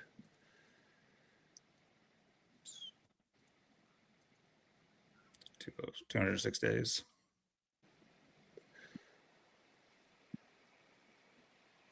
See all that stuff. Larson's so lined up. It's not funny. I hate to not say it, but I mean, I hate to say it. Go to Biffle's death, 12/18. I'm just playing with it with you guys right now. Hey, What's Anthony, that? if you have a chance, the only way I can think of maybe reprocking your phone, asking you to allow permissions unless you know how to get into the permissions of your phone to allow StreamYard to use it, or your browser, more than likely your browser to allow your microphone usage. It might be easiest to just restart. I can even try to send you a fresh link. Let's see. Sorry, illegal at me. No, that's fine. I want to hear what he's got to say. I wish he'd get in here. Yeah, it's obviously just something annoying. I'm dying on the vine. Yeah. No, I like what you got going here. I like, obviously following the dates. That's one thing that's pretty, undeniable. It's not like you're coming up with these numbers yourself. These are dates that are. Well, his first Harry Gant's first cup win was April 25th, 82.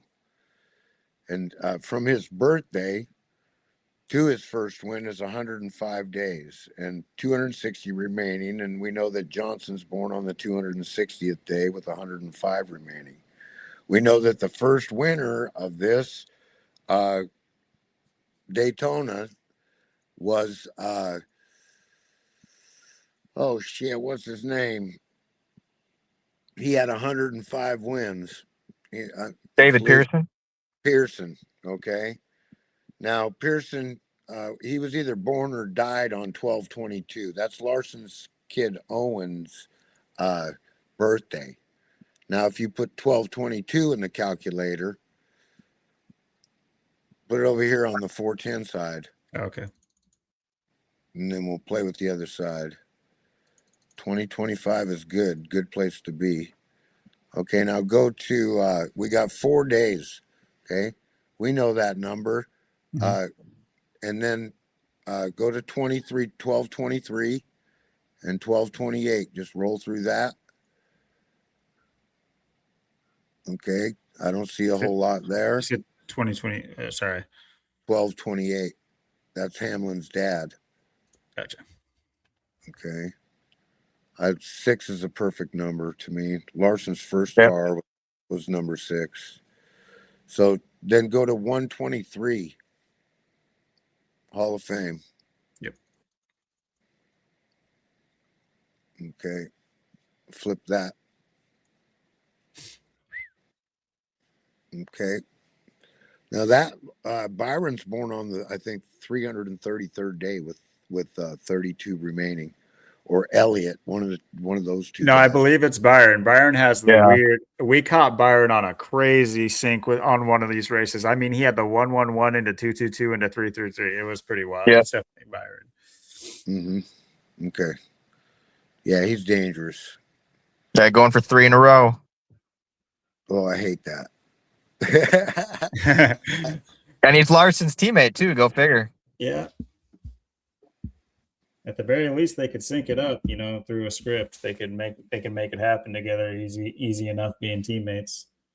I just want to throw in that they didn't give Byron an Indy car. They didn't put a guy that went to Indy in the Hall of Fame. They didn't put number 33 in there for no reason. Harry Gant. Harry Gant should have never went to the Hall of Fame. Would you assume he has long for this world? How old is Mr. Gant? I think 86. 86. Oh, yo, if he dies soon, that'll be crazy. Yeah, 86. And then I look at all the riddles. So he's about to turn 87 too. He just turned 86. Yeah, he just turned 86. Yep. And he was the oldest driver to ever win a NASCAR race. Okay, now it's funny because they came out and announced a few months ago, right when they announced him to be the oldest driver, they announced that Ryan Blaney's uncle, they call him the lowrider, is the oldest guy to ever win a World of Outlaws race. Do you know what the World of Outlaws is? Sprint cars, dirt cars. Yeah. Yep. Oh. So that was just interesting little thing. And then Ryan, I was just watching a clip of Tony Stewart in a dirt car. Just one moment. I'm not, Him and Casey Kane used to race together in that stuff. Mr. KKK. Casey Kane's older brother's a genius. Okay, so and an engineer, and he's he's invented a lot of things. So, and they would come to Chico in case he was 13, and they would sign him in as his older brother, and then Casey would drive the car, kick ass on people.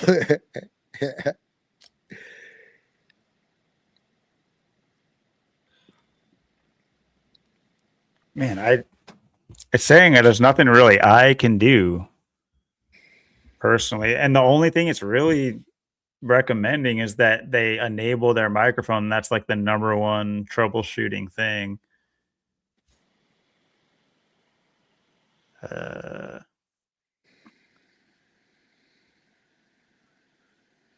Maybe go all the way out of it and come back in.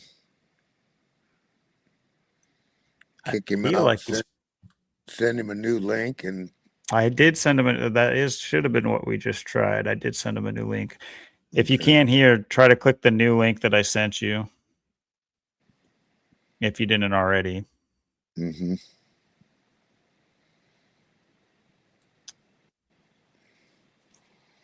He said his mic is enabled. He's using an iPad, is what he just texted me. I don't know why there would be any issues. It said in there not to use an iPad, and it said if you do, you got to use Safari. And oh, okay. It was weird. It was. Oh, I did not see that. I didn't see anything about it. Okay, iPad StreamYard. Okay, great. Can you get Google Chrome on an iPad? I don't know. Unless he can use his phone. I use my phone. If he could use his phone. You should be able to have Chrome on an iPad, I would assume. Yeah, that's what he wants to use if he can. Okay, yeah. If it's possible for you to use Chrome or whatever browser you're not using, try another browser. It says it works on Safari or Chrome, but try Chrome. Maybe that'll just be easier for Google to authenticate it or whatever.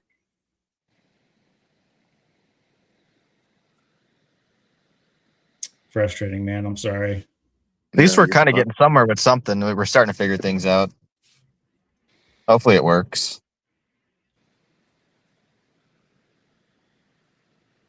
Damn it. So I wonder if they'll have any kind of fireworks for the Daytona 500. Of course, last year they had Trump do the pace car. I wonder what they have, if anything, they'll have this year that could potentially be a tell for the season.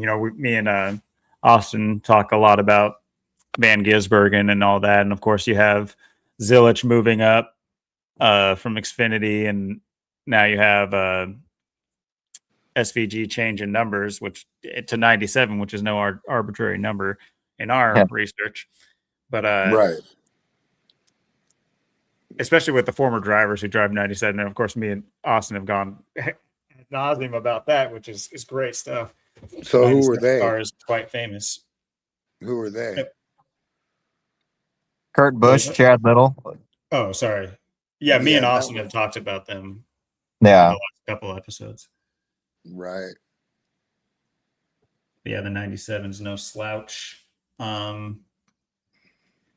So very interesting to see what they want to do with it. There's a couple of theories we have about Zilich, and that.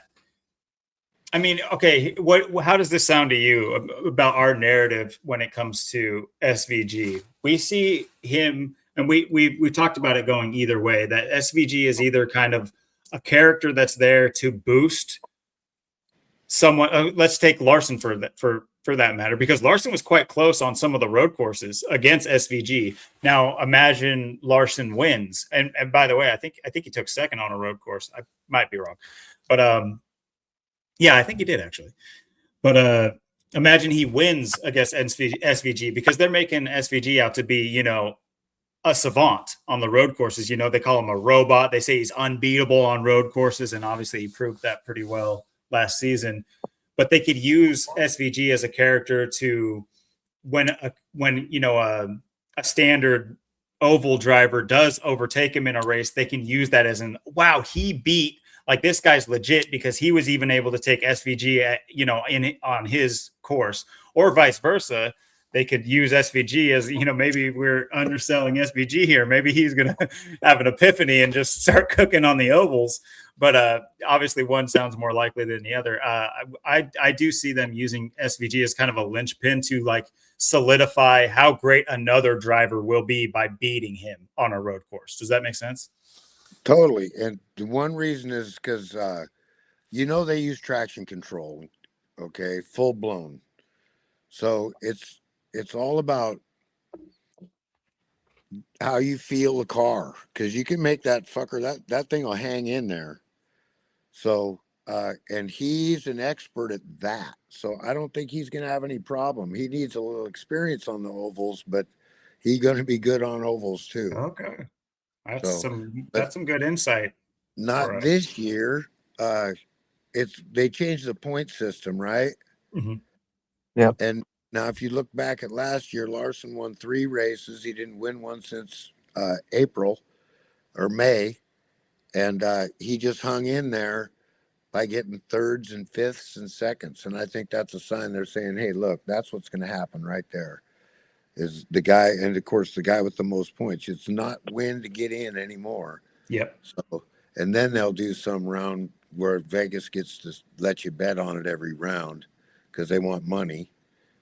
So are you willing to say that you think the odds are that we have a cleaner season where the points are much more spread out, or like spread out in a more standard, if you will, fashion, rather than having 3 drivers win close to 5 races, which is just seems too crazy to me. That I'm not like a longtime fan or anything like that. I don't have that kind of back knowledge, but it does seem crazy to me how last season went. That just seems like an unsustainable kind of balance for a sport if that were to continue. Okay. So I don't want to take nothing away from nobody, the Hall of Famers or nothing. They were great drivers. I'll give them that. But what the buzz was is that, are we putting not so Hall of Fame drivers in the Hall of Fame? So, and I think that had a lot to do with them switching the points, because there's going to be 4 or 5 that are going to dominate points, and they're going to play it out to the end. It's going to be a lot more exciting for me. Okay. A points race to me is where it's at. If you can't racing for points is tough, let me tell you. Okay. So, because you get knocked out of one race, and that's where Van Ginsberg, yeah, he's going to win 7 road courses, but he's going to get 27th and 33rd. Okay. So that's not going to help him at all. And it's going to be Byron, Larson, Blaney, the big boys, all them guys that, are driving them Roger Penske's cars and Larson's car. And you can't count out Zillich. See, they might really surprise you with him. They He could be him, that influx of like young energy into the sport too. That's a special number they gave him, that 88. They just didn't. Yep. Okay, that's a big number. I don't give a shit about that 97. I got to tell you, they gave Zillich that 88, and that to me that means something. That was juniors. That was Dale Jarrett. That was Dale Jarrett. I mean, that was the whole reason I was high on SVG. It was kind of a joke at first last season, but yeah, personally, I just kind of base it off of. Now, obviously, you do have a wealth of knowledge as far as how to race and things of that nature, but you got to understand too. Coming in from it, I was looking at it purely as at a narrative level. You're probably better off. Get less stuck in the mud. Yeah. Yeah, I'd see a lot of times I'll lose focus because I'm looking over the wrong way and not looking at not last season. I'm looking at the fly shit on the wall when I should be looking at the whole wall. So, yeah, you guys had a good year. It was fun, that's for sure. Yeah. So, and the Daytona 500 is more people in the world are going to bet on it than any other race all year. So, yeah, big money in the 500. Yeah, it's always big pain. Even if you bet on the pole setter, it's always pays. It's just a high paying race. Sorry about that. No worries. Yeah, well, that's extremely interesting, and yeah, I mean, if you take last season into account, how'd Larson do in the Daytona last year? He didn't run it. Oh no, he did run it. He got 32nd, or he went way back. He wrecked on 34th lap. Yeah, I remember him getting a wreck, I believe, yeah. So do you have racing reference? I can.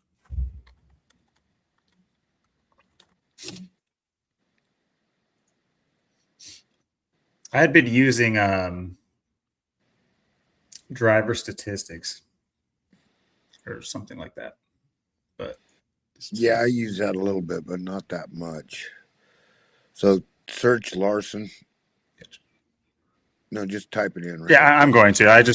It was lagging because I hit drivers thinking it would be faster, but yeah, sorry. There might be a little bit of a delay here, but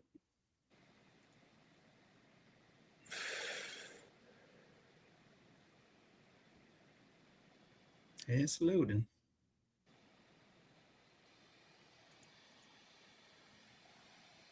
if you go to his 2025 season, what were we talking about? How we did in the Daytona. Oh yeah. So go to when you see that his name, where'd you go? Go back. Okay, so yeah, 2025. Then go to that the races, the amount of races. Click on that races number, not that. Gotcha. That right there. Yep, I got you. Okay, there's his races. Okay, so he finished 20th at Daytona. Okay. And he didn't get a credit for the year before. That's why he's on his 13th Daytona and not his 14th, even though he's in his 14th year. Let's see. Now, if you go all the way down to the bottom to Phoenix and open up that race. No, not there. That's the track. Oh, sorry. Okay, I see. 36. Gotcha.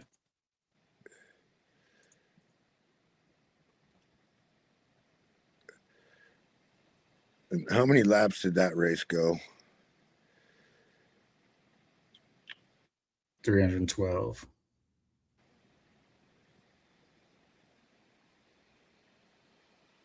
That's 11 too. Yep.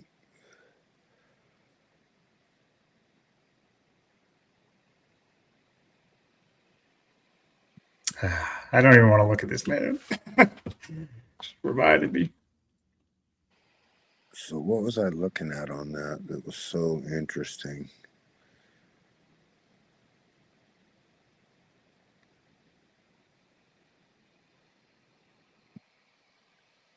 See the dot 312? See how it's got a hash mark? Scroll down to the bottom. Scroll down to the bottom of the entries. Oh, it went 319. I see. Okay. That's why. That's real nice, isn't it? Interesting. Good catch.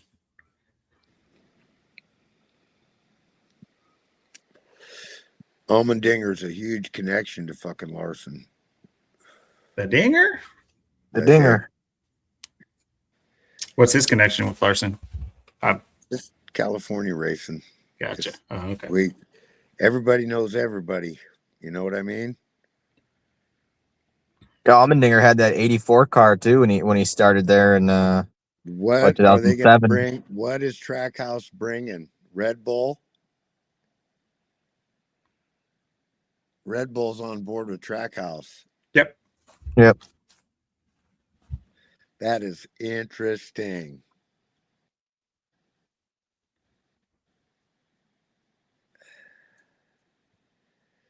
So, and then Trackhouse is also involved, of course, in that off-season settlement with NASCAR too. So definitely not arbitrary there.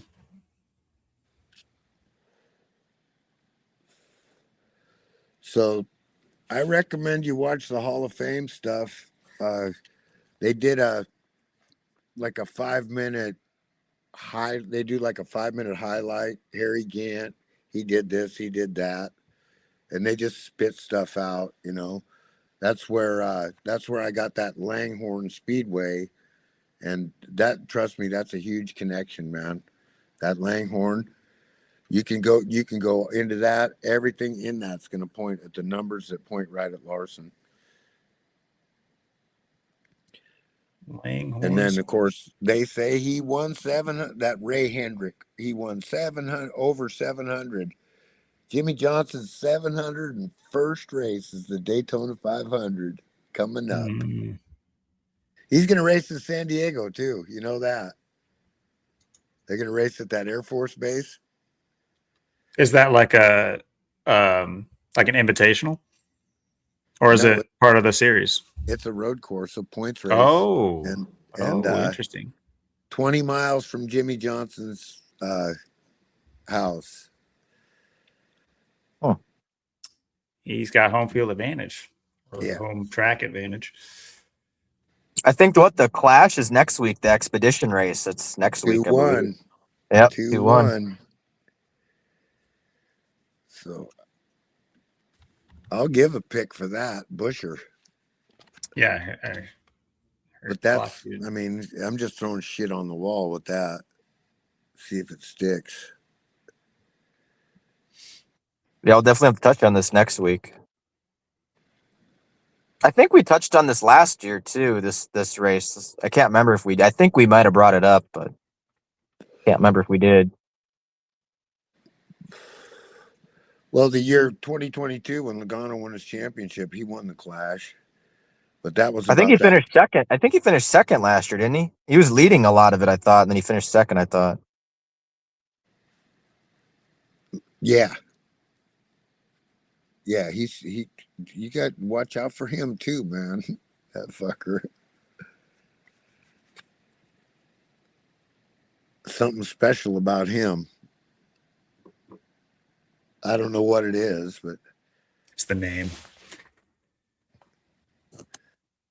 They brought Mario Andretti to give him the cup. I was just like, what the fuck is this? This doesn't even make sense. And then Mario had to explain it to everybody. He said, well, I'm Italian.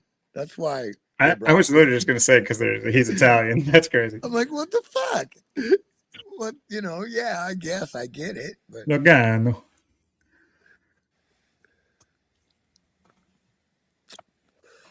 Well.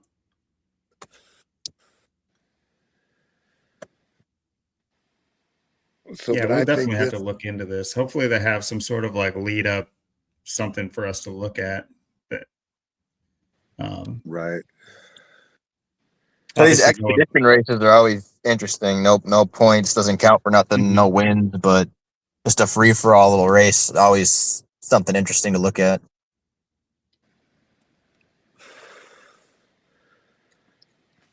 I would imagine Bowman is a race that's slated in the regular season, right? How did they do that? They brought on another track. They changed Bowman Gray to the Clash, and they made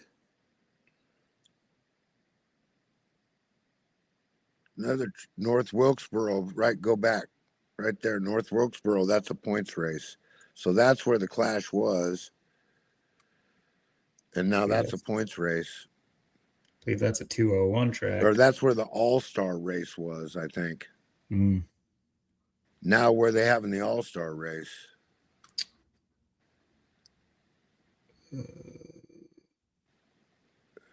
When's the All-Star? That's like mid-season.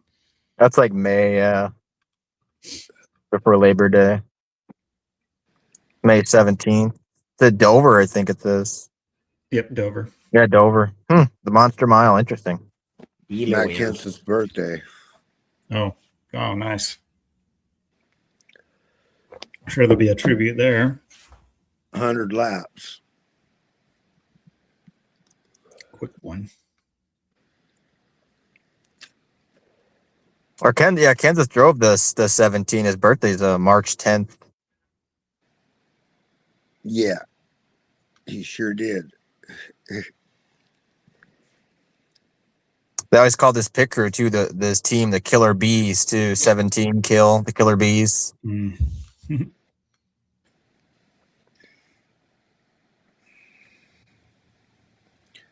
And they had the opener down at Tucson Speedway, and Kevin Harvick won it in the number 4, and his son Keegan got second.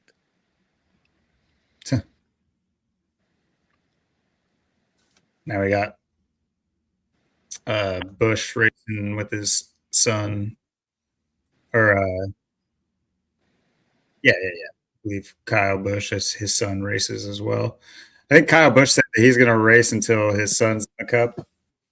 Yeah, his son's good. Larson's son ain't worth a shit. Name like Cooper. He's in Europe. Hey, you know what? Larson's dad said that he thinks that the girl's going to be better than all of them. I hate to say that. That was probably taller than all of them too. That's just how fate works. No, the kid's got other interests, and Bush's kid, man, he is like focused. Well, here's my thought on that. Taking it away from the ground levels, just assuming these people are. I generally tend not to assume that these people are similar to everyday folk that we talk to and see on a regular basis. So seeing as much nepotism that's in every sport really, but especially in NASCAR, to say that it's just out of his interest, it's like, yeah, that might be what an article says, but like I would assume that, Kyle Busch's son races because he was born to race, in my opinion, just the way Kyle was born to race and Kurt. And that's just my take on it. I don't know how much is truly in their own interest.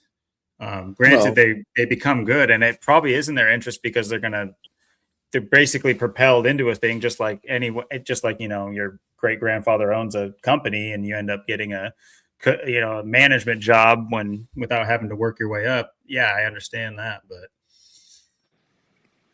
I still think they're born and bred to be, in my opinion. It amazes me. So not to take away from their driving skills. I'm just saying, I think that it's kind of they force the issue for sure. Yeah, I mean, you got Michael Waltrip, Darrell Waltrip. You got Rusty Wallace, Kenny Wallace, Mike Wallace. Jeff Burton, Ward Burton. You got all these brothers, Bobby Labonte, Terry Labonte. I mean, you want to see list goes on and on. I sent you a PDF. The last one, the Daytona 500 one. Should have them saved on my computer somewhere. Give me just a second. Okay.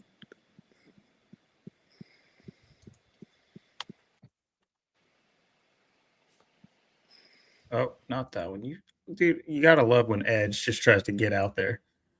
Microsoft Edge, chill, brother. It's not your time.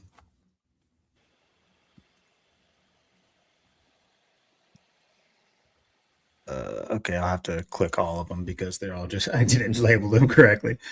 Hold on. We have Larson in 66, Tweets, and New 66. Do you know which one of those that was? So at the top of that page, there's a thing that says, look at the photo in this tweet. Okay, gotcha. Open that tweet.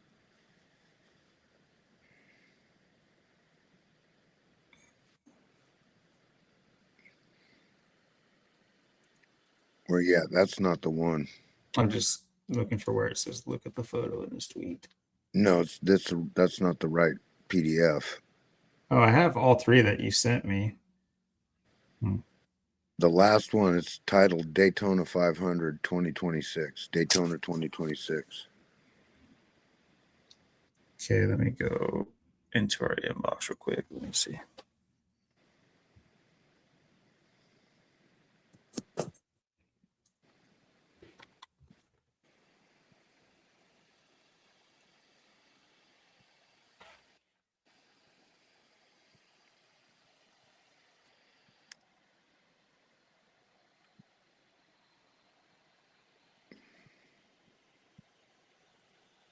You got an Apple computer? No. Let's see. I'll send it to you right now. The easiest.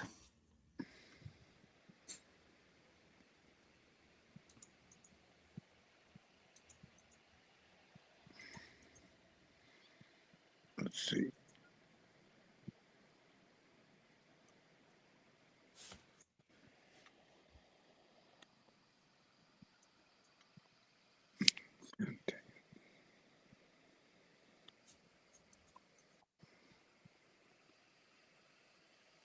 Allison, you got a prediction for the opener? Or how about the Clash? You Yeah, the Clash is interesting. I forgot who won it last year.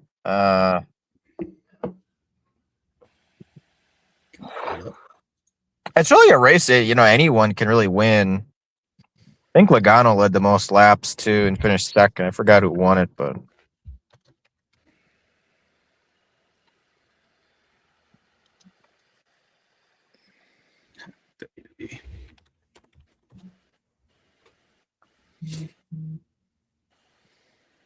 Winston-Salem. Yeah.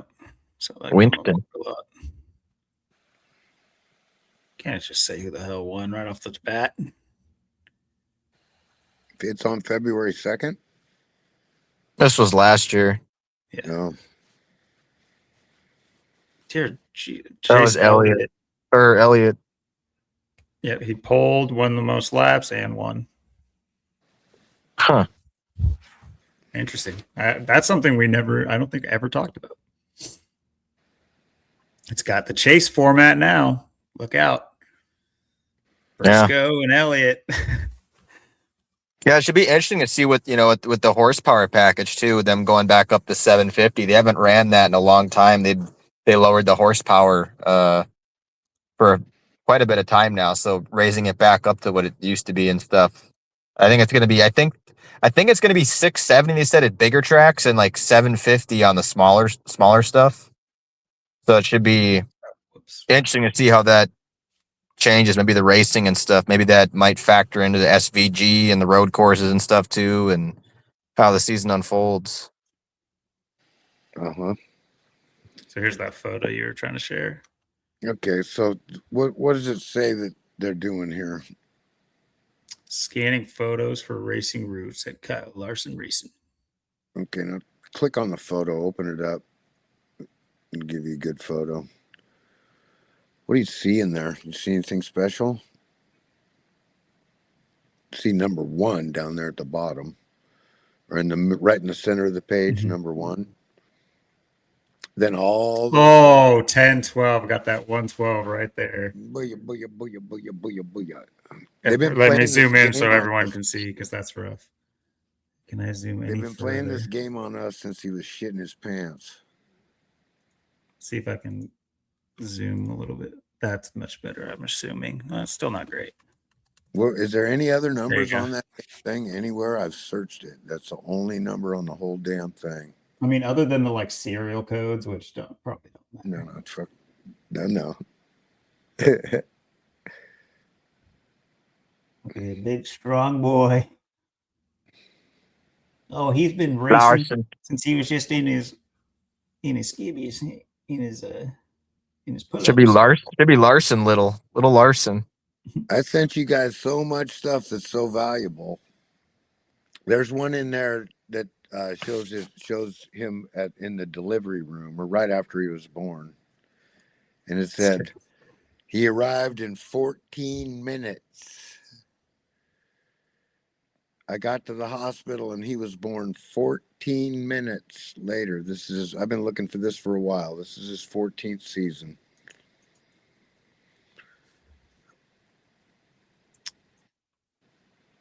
Is it in that same one? No, not in this one. There's another tweet. I think I sent you a rack of tweets. There's a whole bunch of them. Okay, that's in that tweet. There's a tweet that she sent to Suarez and Justin Marks. And just a few things that are real interesting. There's one in there with, It's him and Tyler Reddick up at Red Bluff. And they both won. And so they got the 11. Tyler was number 11. And Kyle's 1K. And who's giving him the trophy?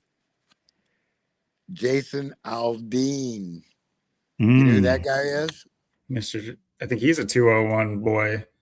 201 boy. Now listen, now he was in the Las Vegas shooting, right? Yeah, of course. Yeah. Okay. Now you can go back to that. They say we took this picture in 2000, December 15th, 2003. So you can go down. It got a title, and then underneath would be these are all the tweets. You're looking at them. So, baby with doctor, open that tweet. Baby with doctor.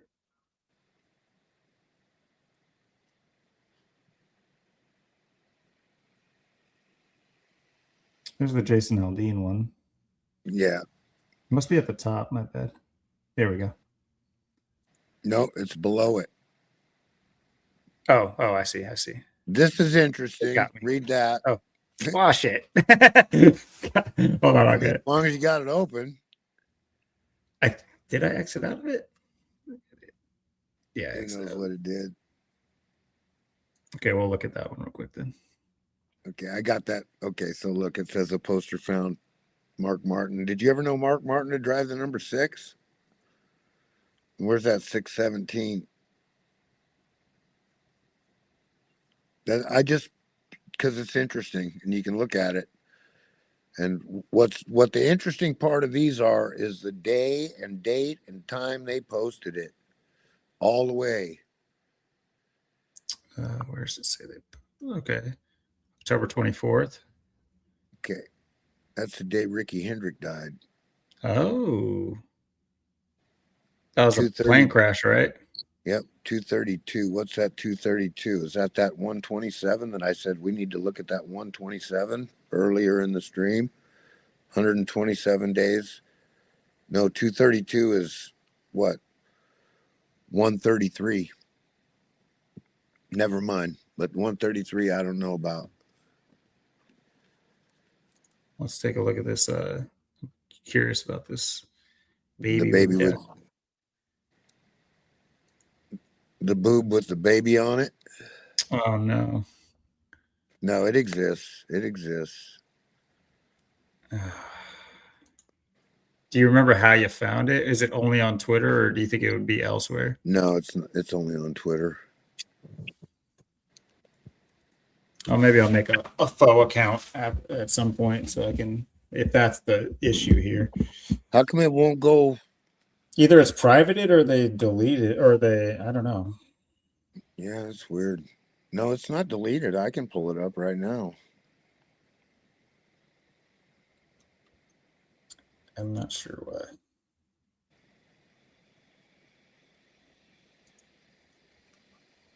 It's like when I sent Logan that Greg Biffle picture, and it said it was Chad Little, and then I sent it to him, and then you could look at it, and then all of a sudden, like days later to a week later, you couldn't look at it anymore.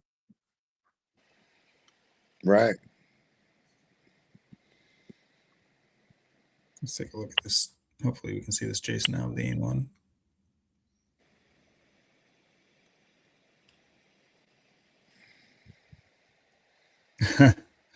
I mean, come on now. Tyler's 4 years younger than Kyle.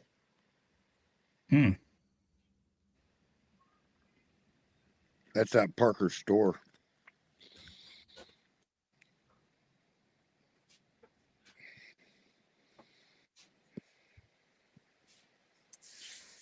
That's very interesting.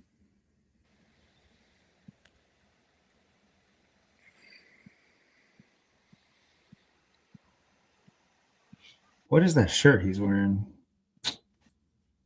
Who? Aldean? Mm-hmm.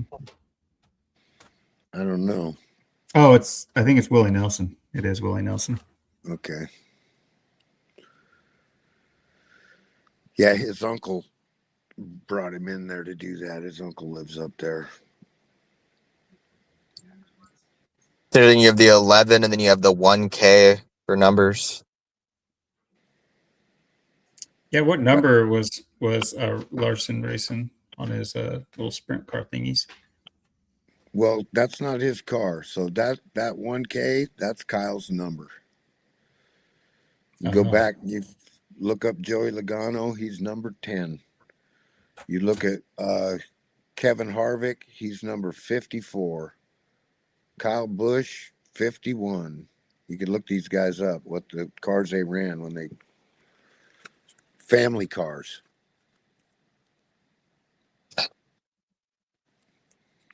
Interesting. And then in this division, or in all wing division, all sprint car divisions, because so many cars show up, you'll have the same number as another guy, right? That's what the initial's all about, just for keeping score. And you kind of symbolize it with.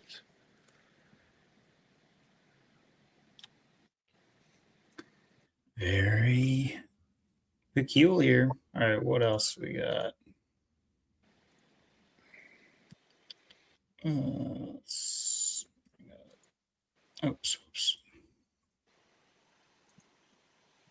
Let me bring that back.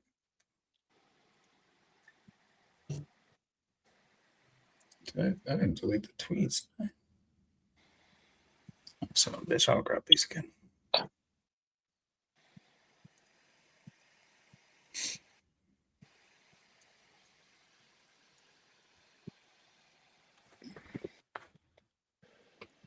What if I put that link in the chat for that tweet?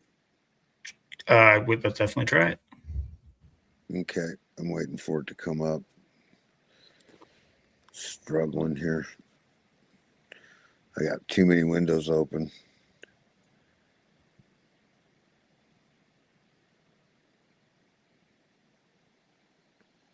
Oh, damn. Homie seen some shit. This was a happy birthday to him on his 26th birthday.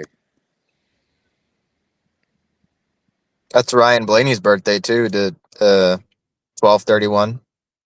You're right. New Year's Day or New Year's Eve. No, this was sent on 7/31. Oh, this one here, Cooper. There's the link. Wait, so Kyle's son shares the same birthday as. Yeah. Come on, man. It's Ryan Blaney. Let's go. Yeah. Okay, Gotta love the that worked. never-ending connection. That worked just fine. So it must be just that link might be dead. There it is, right there. Read what it says. I know. Let's just zoom out a little bit. Look, Happy birthday, just a Kyle little guy. Larson Racing. 26 years ago, you came into this world in 14 minutes after I got to the hospital. Where's the epidural? Oh, I'm guessing the mom was screaming. Dang, that was fast, and Dad was right. He's going to be a racer. Happy birthday and many more. Yeah. You think they're born and bred for it? It's funny, even his doctor's name was Ray. He was born for Hendrick, that's for sure. Yeah. What time they send that? 3:58 on July 31st. Okay, so that's just a birthday thing. So that number comes up a lot. But the 317 and the 66 and 317 days from Jimmy Johnson's birthday to his birthday.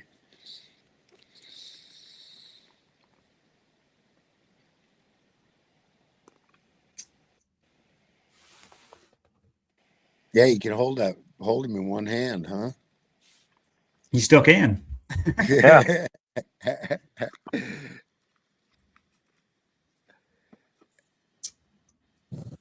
Very funny stuff.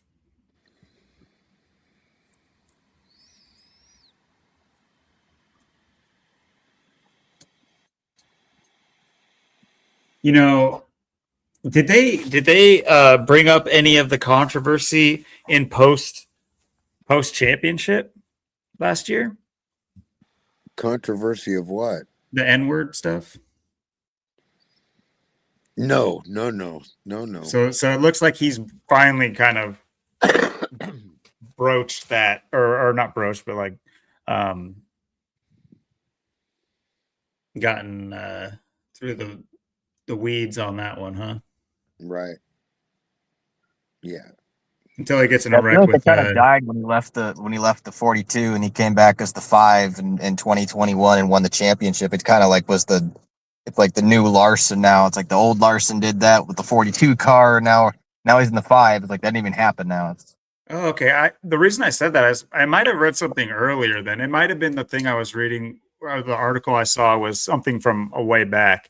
But I thought they brought it up recently, out of nowhere. So that could have been my bad. It was just on my memory. So I'm not. This isn't to say I remember the date of the article I was reading, but I remember looking into it from something recently. But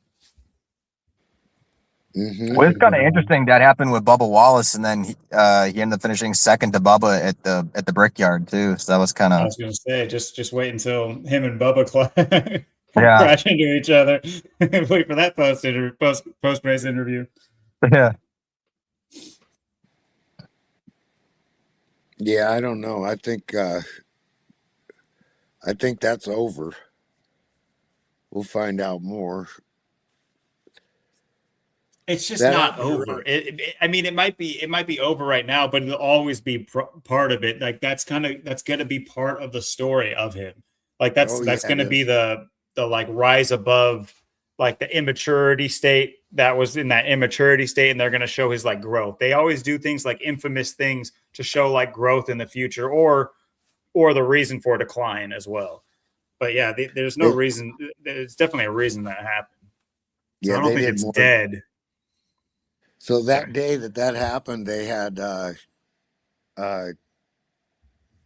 Matt Kenseth in the announcer's booth, and they had Jamie McMurray was racing.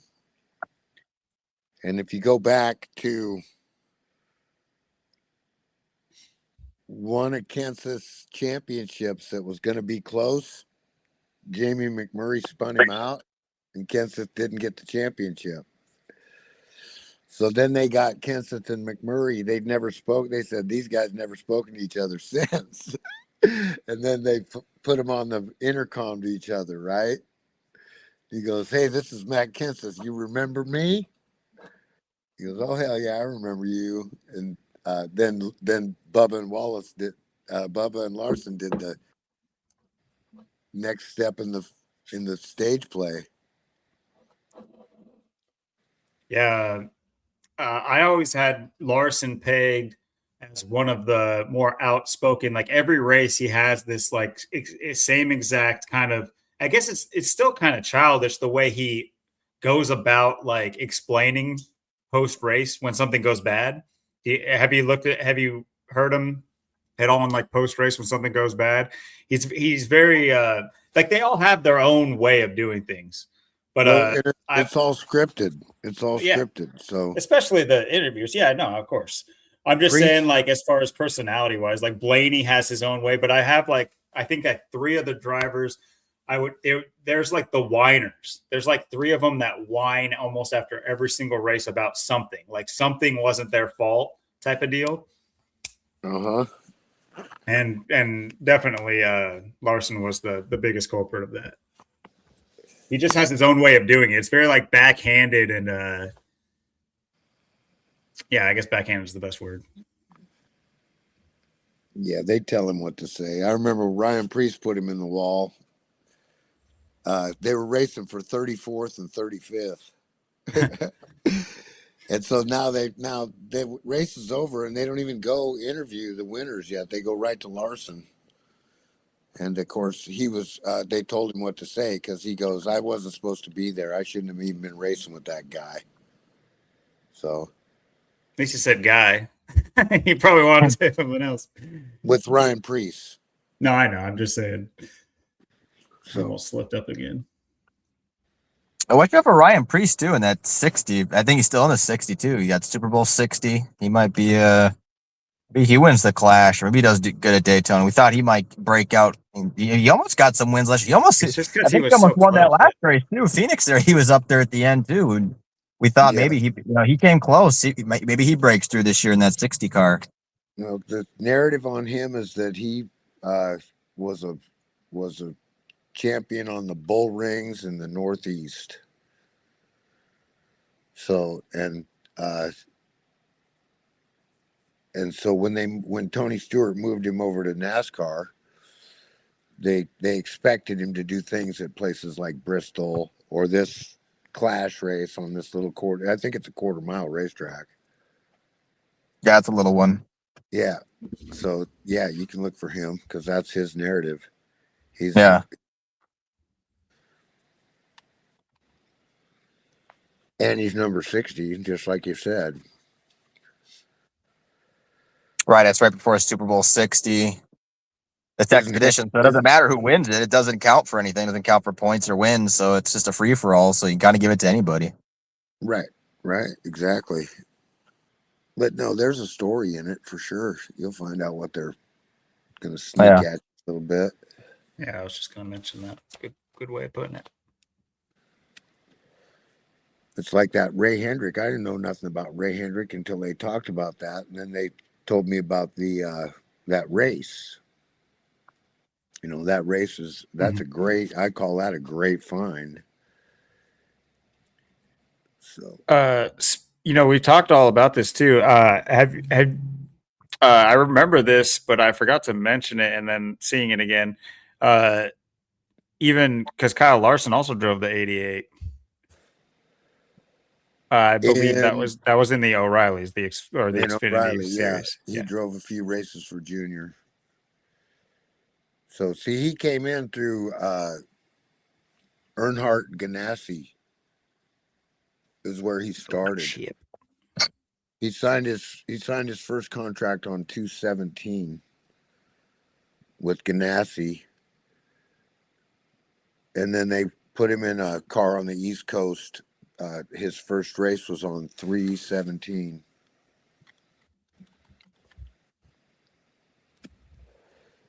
Nickname Young Money. And he drove the 32 car too. The 32. That's when he had that really bad accident, I think, at Daytona. I think that was, I want to say that was back in like 2012 or 13 or 14 when he hit the fence and like there was like nothing left of his car. 2013, I think. Yeah, I think that's when that was. That's when he had the 32. So yeah. Was it a 32 or a 30? I think it was the 32 car. Okay.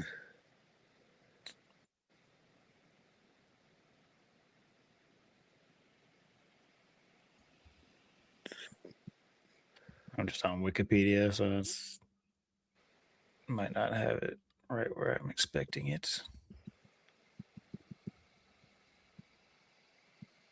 Yeah, one thing I'm definitely learning is that all these these shufflings of drivers with the cars and everything like that is definitely purposeful. And I mean, I already kind of figured that, but just getting exposed one week after the next by Austin, that's for sure. Right. Yeah, it's all synced up. People want to think there's a difference between the trucks and the Xfinity and or now the O'Reilly and the Cup Series, but it's all linked together and it all links together. Through the Cup, through all the series, it's no different. Now the trucks, the Truck Series started in '95 too. That was the first season of the trucks, was 1995. Right. The first year the trucks raced was at Phoenix, was in the Copper World. See. And that was their first race of the '96 season. Now, speaking of the trucks, I mean, I'm obviously I think about the whole Stewart comeback thing, but any idea if that'll have implications? Do you think it's gonna? Because am I wrong?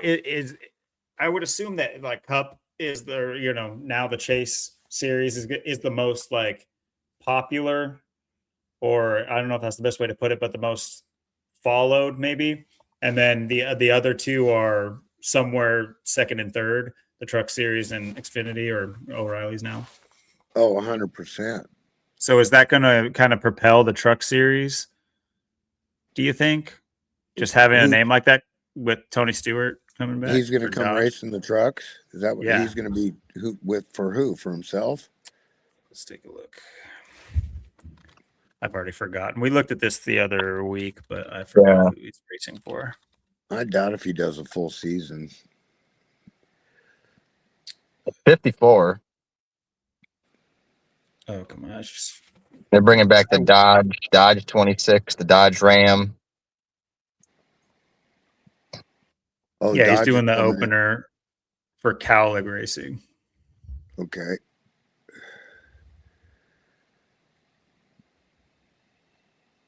Number 25. Interesting. Stewart back to Daytona, baby.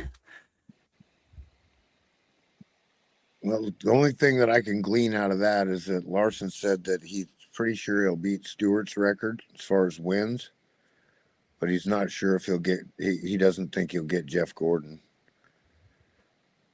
He just has to say that because he's his boss. Okay. But that was like Gordon has 93 wins, so that was just real interesting that he didn't put Jimmy Johnson in the mix. He said that Stewart and Gordon were his heroes, and that he doesn't think that he can beat 93 races, but he knows he can beat 49.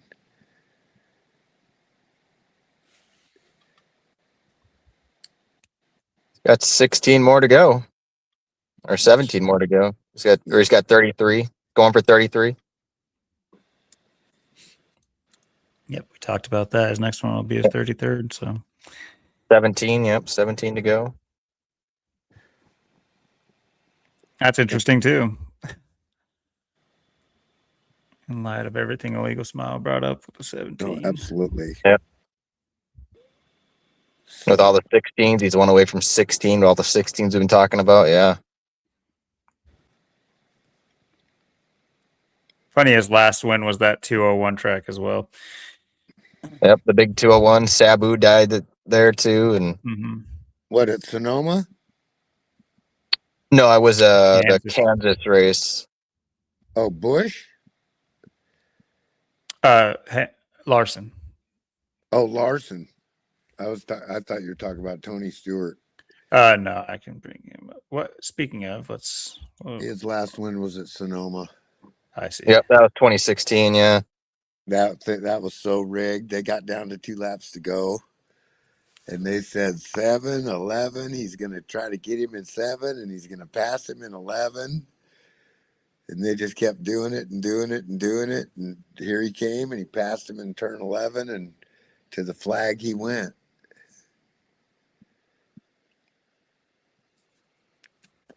Forget who he passed. I forget who he passed, but fucking I think it was Harvick. I think Harvick just moved the fuck out of the way and let him go.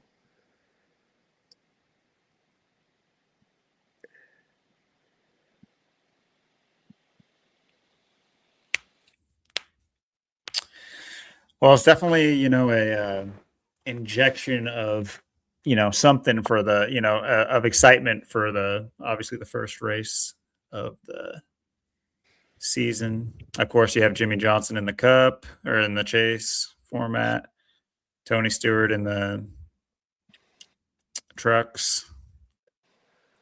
So we'll see. Maybe that's the big gimmick. Maybe they don't need a Trump coming out for a pace car or anything like that when you got Jimmy Johnson racing. And of course, Jimmy Johnson tends to do it, I think, or he does the Daytona often, I think. But yeah, he won his first Daytona 500. That was 20 years ago, 2006. He's number 84. I think that was the most watched race, I think, in history too, was the 2006 Daytona 500 too at the time.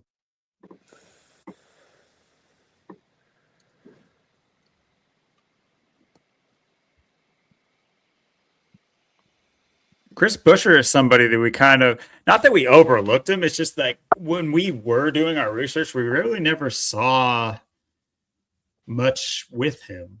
Interestingly enough, last year we did look into him several times. I mean, we did our due diligence most races, but this is a name that really didn't get much play generally.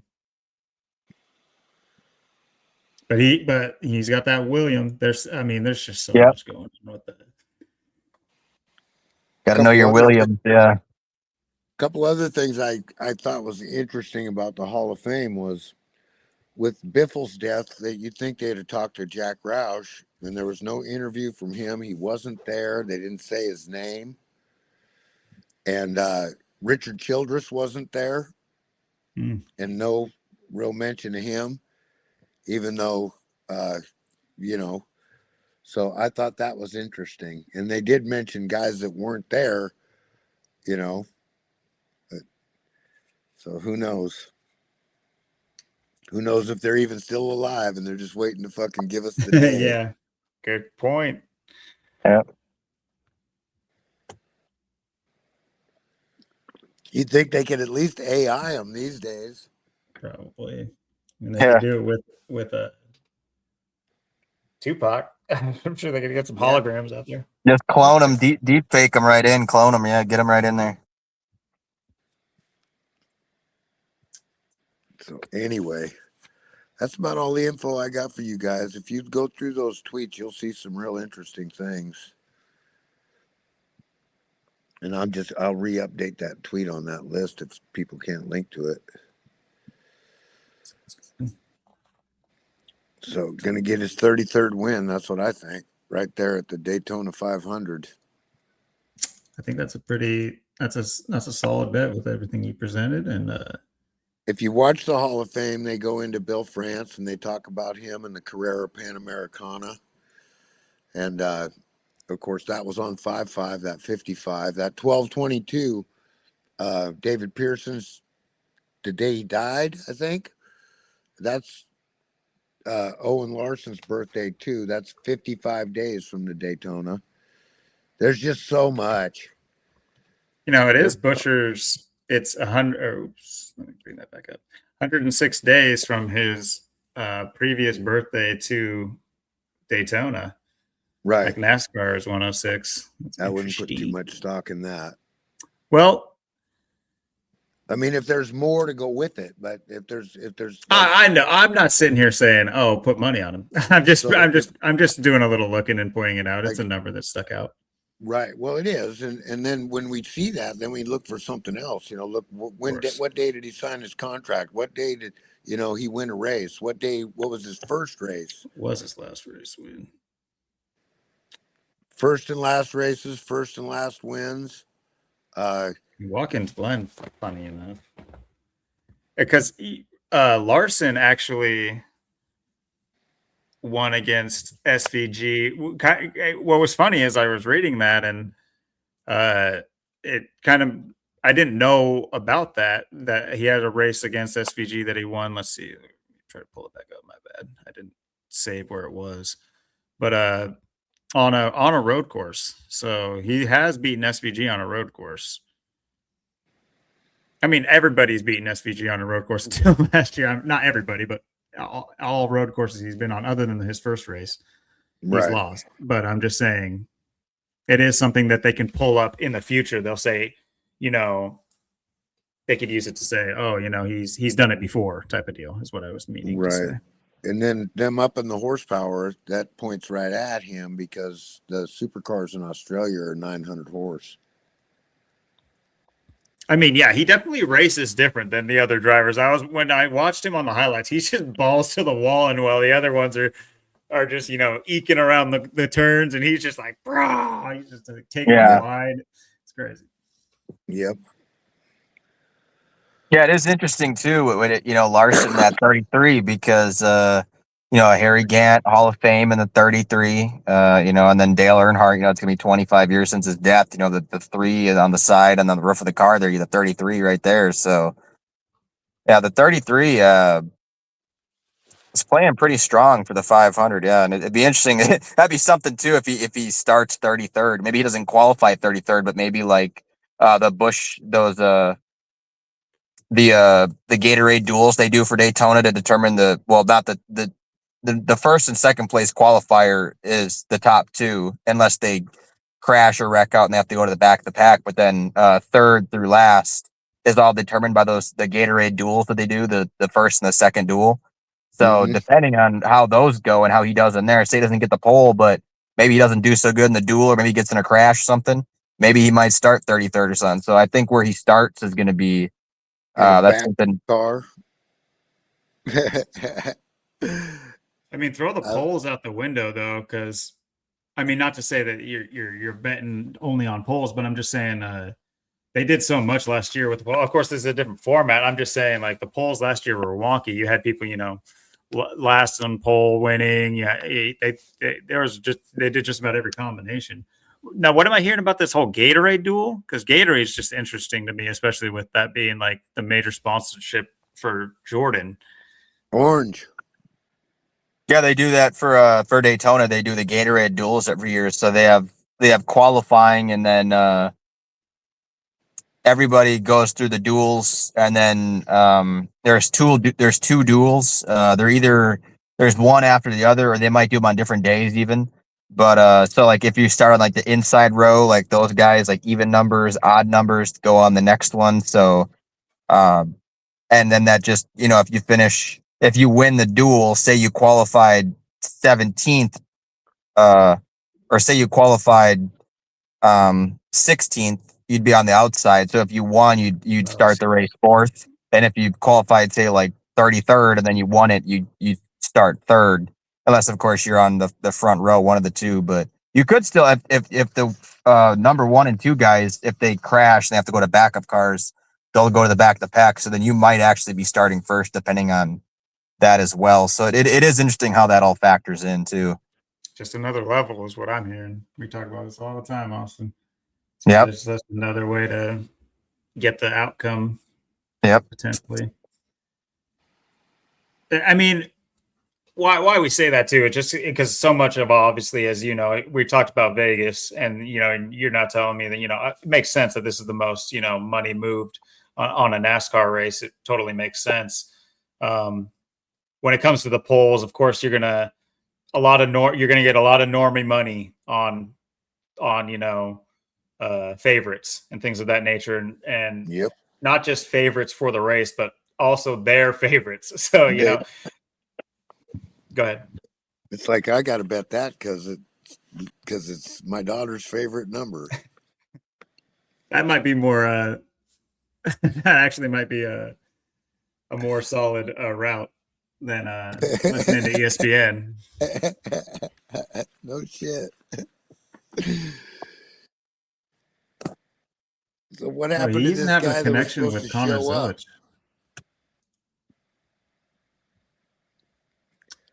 says here in 2025, Larson won at Bristol, and then of course, but Larson substituted for Connor Zilic at Texas too, and won. That I was not paying attention to. What date was that? This is going to show me if I click there. No. Okay. Yeah. Of course not. Some links take you to the race it's talking about, and others don't. Let's see. What was it? Texas Xfinity. If you type in the schedule too, the Xfinity schedule, it should 2025. It should take you to that race, and you should be able to look at it.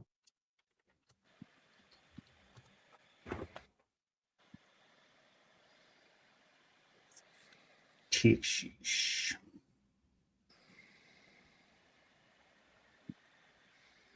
Is this May 3rd?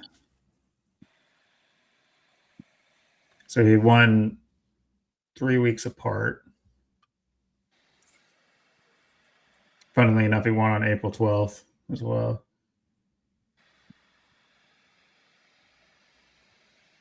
Austin Hill won the It's funny. You had Austin Hill won that April 26th. Then you had the next day was Austin Dillon's birthday, and then you had forget who that was Penske boy winning that race. Can't think of his name right now. And the Austin Cindric won the Cindric won that in the Cup race, and that was on Austin Dillon's birthday. And the race, and the day before, you have Austin Dillon winning that race. It's kind of funny. All the Austins a day apart. At Talladega. Yeah. Yeah.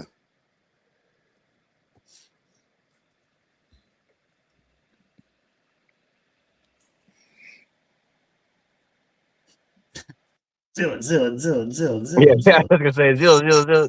No, but like that's interesting that we never really clocked Kyle getting a win in the 88 last year. Although it was the Xfinity car, but still, it's interesting. Yeah, Byron the 17, yeah. I mean, knowing what we know now that he obviously won and how big 88 was last season, I don't think that this is arbitrary at all. Because it took some doing to get him in the 88 car, so that's just very interesting to me. Yeah. And then, of course, you're well aware of the why I like to inject. I don't think I'm injecting. I think I'm noticing. But talk about the Masonic element of NASCAR is just we've seen certain rituals play out in our opinions and in our findings, and not to mention the Shriners race. But all that aside, but you remember Zilich doing his like shaming ceremony last year, breaking his collarbone. Okay. No, I don't. Did you see that? It seemed very choreographed the way it happened. He went for like a weird jump off of his car in celebration, and his like foot got caught, and he ended up just like slamming the back of his collarbone onto the checkerboard floor, or the checkerboard, of course. I mean, I get the checkerboard being in racing, but it's still, I think it plays. Right. Glenn.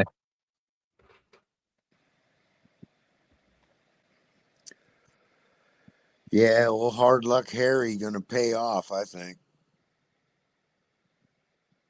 And that Skull Bandit Copper World Classic, the Bandit. Bandit, a lot like Outlaws too. You were talking about the Outlaw. Yeah, that's what Kurt Busch was called. He was called the Outlaw, and there he is in the Hall of Fame, age 47. I won't say he don't deserve it, but Who would you have there instead? Larry Who was Phillips. on the ballot? Phillips. Larry Phillips. Give our boy Larry Phillips a shout out. If you're watching, Larry. Larry's dead. I'm not talking about from this plane, all right? He's looking down on us, covering his name. Born and died in Springfield, Missouri. He's a Springfield boy through and through, tell you what. Yep.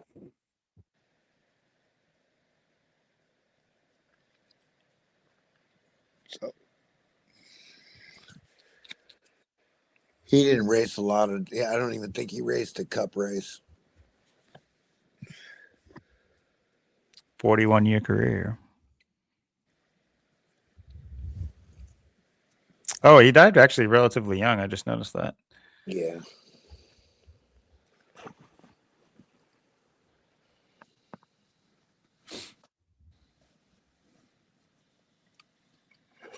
What was his memorable? Well, I'd probably say that at the time that the ranks that he raced in weren't rigged. I see. Yeah. And then for me, it's a whole different story. So they give you a rule book, and then you try to figure out things that you can do that they're not going to find or do that's going to win the race. So, and I mean, if you're not cheating, you're not going to win. So that shit sounds fun. See, I think, I mean, in my, obviously this isn't going to happen, but like, I think my suggestion last year, last season, I don't know if you remember, Austin, but it was that they need to inject like different like exciting ways to race. Now, of course, they have the road course, and then of course the ovals, and I guess whether or not it's a restrictor plate or not, but the super speedways and things of that nature. I just think they need more. I think they need a different type of variety. Whether or not if it's not the track, then some other environmental something to spice it up, to kind of like make it. In my head, I almost start to. Of course, I'm butchering the sport that you love, illegal, and I don't mean to do that, but no, I don't love NASCAR. Well, I'm sorry. That you have like sentiment towards, and I understand the sentiment because of how it used to be. I'm on board with that. I'm not even. I don't fault you for that at all. I can imagine that back in the day, it was a lot more poignant of a thing, and it was a lot more, let's just say, cool, for lack of a better word, to watch and like feel okay watching, because it had like that authenticity to it. But from what I see nowadays, there, with all the cameras everywhere and the the micro rules that they like to do in all these sports in order to keep things sterile almost. You know what I mean? It's very sterile. It's like clean room sports, and it's just, that's not fun. So I think that my suggestion was that they injected, a lot more different variety, and I think what I mentioned was tracks, but I could expand that to like just different environmental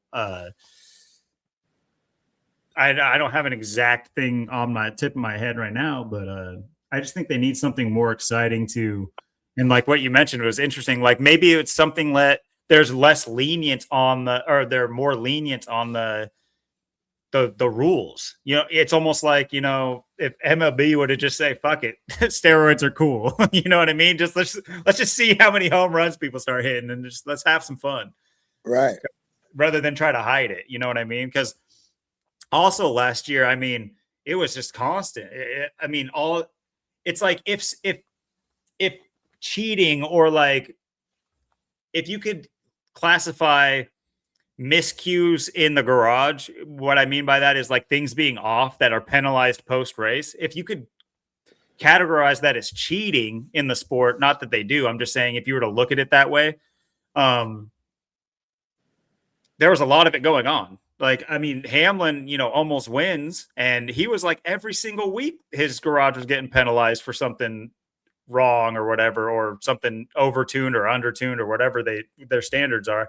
Now, this is probably more of a critique on the standards than the garage, but I'm just saying it'd be better if they just let them figure it out. I'm not to say that it's pay to win, because then you'll have, the top dogs, obviously be able to do the best stuff, but I mean, have some sort of standards, but let them tweak things here and there to try to like, because I don't know if you've ever played any racing video games, but generally you'll have like, for certain courses, you'll be able to like modify your like throttle to like your max speed or your handling and things like that. Like, it'd be cool if you were able to just go off the books, like instead of having like a standard tire or a relatively standard tire, you could just, if you really wanted to, you could use a completely different kind of tire to get a different effect. Yeah, they used to do that. They had the back in like the '94 season, they had Hoosier, and then they had Goodyear. So you had Hoosier tires, and some drivers would choose the Hoosier, and some would choose Goodyear. And then I think since '95, it's been all Goodyear. But yeah, I mean, I liked it back with the old Gen 4 cars. Right? You had a Pontiac, and you had a Chevy, you had a Ford. Yeah, you had different. I mean, you could run a Thunderbird and a Taurus in the same race. Yeah, just different manufacturers, different years and models. If you want to run a Taurus or a Thunderbird, or the Monte Carlo, you had the Grand Prix. Then they brought Dodge back. I mean, it used to be you had different cars. It was a lot more spiced up, and it used to be a lot more just that type of racing, versus now where everyone's got the same stuff, but the racing's just like ultra controlled. I mean, look how many races we went through the year. Was at the last race. I mean, look at that. How it's just the whole, like, Joe Gibbs Toyota teammates just like taking each other out, putting each other in the wall, all this nonsense in these races. Used to never see stuff like that back in the day, and used to cars used to race clean. It used to be about not banging your car up. Now everyone's running into each other, ramming their cars. It's just like putting each other in the wall. It's not, it looks like bumper cars. It looks like demolition derby. It's like, what even is this? It's like, if you were to watch a NASCAR race from like, you know, the early 2000s, the 90s to now, I mean, just everything is just, you know, the Winston Cup to now it's night and day. It's nothing like it used to be. It never was. I'm never a super speed. Definitely stock cars are out for me. So I like open wheel racing. I like go-karts. There ain't more fun than going watching kids race the go-karts. I mean, it's a lot more fun to drive them. I used to love zipping around on a go-kart, man. There's literally a go-kart track like just a few miles between here and where I live too. I always watch the people at the little go-kart track cruising around there. It seems like a pretty cool little place. Maybe we'll get a video one day of us going there. That sounds kind of fun. We'll enter our own race, get our own little go-karts, start our own little team. They got a bull ring up here in Red Bluff. They call them, it's Red Bluff Outlaws. And these kids are running 500cc carts. They are just, they're unbelievable. So that's the same thing that Tyler Reddick ran. Those carts they're running right there. Those are 250s. They rip. I love the response of a go-kart. I just love how crisp it is.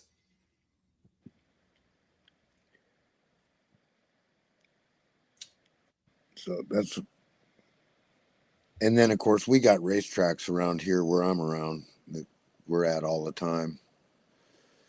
Dirt tracks, sprint car tracks. Yeah. Well, So where do you live? Washington? Yeah. He lives in like northern Washington, you would say, right?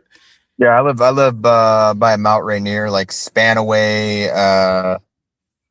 Rocky Ridge. Derek Cope, who won the 1990 Daytona 500, he's not originally from this area. He's from San Diego or California, but then he as a child he moved to this area, Spanaway, and this was kind of like a home for him too. Another Washington driver. He won 2 races in his career. He won the 1990 Daytona race, and he won Dover that year, and those were his only 2 wins. But yeah, he's from right around here. So he had a Daytona 500 winner right from literally where I'm at. So it's crazy when you really think about it. Yeah, not until this year did I realize how many big names, you know, have their stock, you know, in Washington. I didn't realize.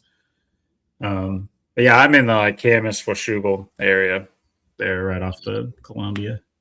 Okay. Because there's a track in fucking where Casey Kane's from. That's another name. And they run a show. Larson brings a show in there every year. I recommend going. If that'd be interesting. Awesome. If you've never seen sprint cars. That'd be very interesting. Yeah, Casey Kane was in a lot of those with like Tony Stewart and stuff, those World Outlaws, sprint car, stuff like that. Yeah, that'll be a good show. They paid what'd they pay last year? $100 and over $100,000 to the winner. So a lot of cars show up, a lot of good race cars, guys you never heard of, man. It should be in NASCAR, but they aren't because their numbers don't fit. Does Skagit Speedway sound right? Skagit, okay. Okay. Yeah, it's Washington too. So like when you come from where I come from, you know, you get everything. You get the beauty of Washington, and you know, you get everything. You get cool weather. Get a chance to get out of here, get cool weather. And that's a great show. And it's a great that's a great racetrack. Let me look it up. And I don't know if you've ever been to NASCAR, but it sucks because I just knew the PIR. You can't even see the cars. I mean, the seating is horrible at NASCAR. Literally, and I don't care where you're sitting, because you're at like if you're at like Bristol, then you can kind of see everything. But yeah, most tracks you're not really going to see anything. No, even at Bristol, You wouldn't believe it. I've been there. Hmm. So we went back for the Outlaws put dirt on the racetrack. Hey, I'll give you an example. The track record was 15 seconds at Bristol, and the first car out went 11.3. And they changed the banking from 35 degrees to 13 in the corners, and from 12 to 5 on the straightaways when they put the dirt on it. And we were slapping their times. You can't get an Indy car around there that fast. No, definitely not. Oh, okay. And that's oh man, this is almost to Canada for me. what's that? So it's almost to Canada. Yeah, it's almost it's way up there. Yeah, it's way up there. I Yeah. mean, that sounds like a fun. I mean, it's a super easy drive, as easy as Seattle and everything else would be. But yeah, that's a good distance. I know. Yeah, it pretty much doubles up my trip to Austin from where I'm at. Yep. Well, you take your camping gear and Yep. at those they got camps. They got a camp at the racetrack, showers, everything. Hey, what do you? We got to figure it out, Austin. Maybe that's something we can do. It Yeah, says we'll it's start in, with I the think team. August is what it said. Let me double check. Yeah, it's in August. Yeah. So it's not like we don't got time. And I mean, my son's birthday is in August too. Yep. Keep that in There- mind. I mean, 4 hours is nothing if I'm in the car with my kiddo. So There's plus it'd be another too. track closer to you in Oregon, in Willamette, Oregon, Willamette or down there. Mhm. That's good. They'll be racing there. What's going to happen is they come through, and then they'll hit Washington, Oregon, and California, and they'll race 5 nights in Washington. They're going to race at Elma, Washington, and Skagit, and then they come into Oregon, and there's 3 tracks in Oregon. They're going to race 2 nights there, and then Chico, maybe Stockton, Calistoga, maybe. We might have 7 or 8 races out here this year of high limit. Yeah, I've heard of the Lebanon track. I guess it's just called Willamette Speedway. I didn't know it was called Willamette Speedway though. I did know there was a track in Lebanon though. Yeah, that's a good track. So you guys, if you're missing out on that, you're missing out on a lot of fun. It's like if you go there, it'll be $30 to get in and not $180 like NASCAR. And I mean, you can do a whole trip to Skagit for $300 if you're smart. Yeah, gas would definitely be my biggest expense. I'm pretty frugal when it comes to planning things out like that. But yeah, I mean, I already have all the camping gear and supplies, so that I've already put my money into that. So I just need to use it. That's what I'm looking to do. I want to use it. I bought it, a bunch of it, and I have it all stowed away. And plans came and went and never were fulfilled. So I'm looking to do some camping and stuff of that nature. Haven't been able to in quite some time. It's sad state. So yeah, they got a great campground. You got to for that race, you got to get in ahead of time to get a camp spot. But I mean, even if it was part of a grander scheme to go camping even elsewhere, it would be a fun trip idea. That area probably has campsites all over exactly. the place. So, Yeah, it's up by North Cascades National Park too. That whole area is. Might just cross the border and see what's up going over there in Canada, eh? Yeah. Just keep walking until we're here in A, and when we greet somebody. When you go to Knoxville, Iowa, the track's right in the middle of town, and then there's all the houses around it, and they got things you could pitch your tent in my front yard for like $20 a night. You could park here for $20 a day. The whole town's got it set up so you can get a place. It's just a giant roundabout outside of the track. It's like the center of town. It's all houses. It's crazy. They don't say nothing. It's not like California where you got to quit doing that. They know that they race there on Saturday nights. Vancouver, Washington to Vancouver, Canada. Vancouver to Vancouver. Yeah. Yeah, go to Knoxville if you get a chance too. That's one that you don't want to miss. Well, Legal, it's been a great time, and thank you for all the information, and thank you for kind of like filling in. It's too bad with Anthony. I'm sure we'll get him on at some point. And I'm looking forward to it.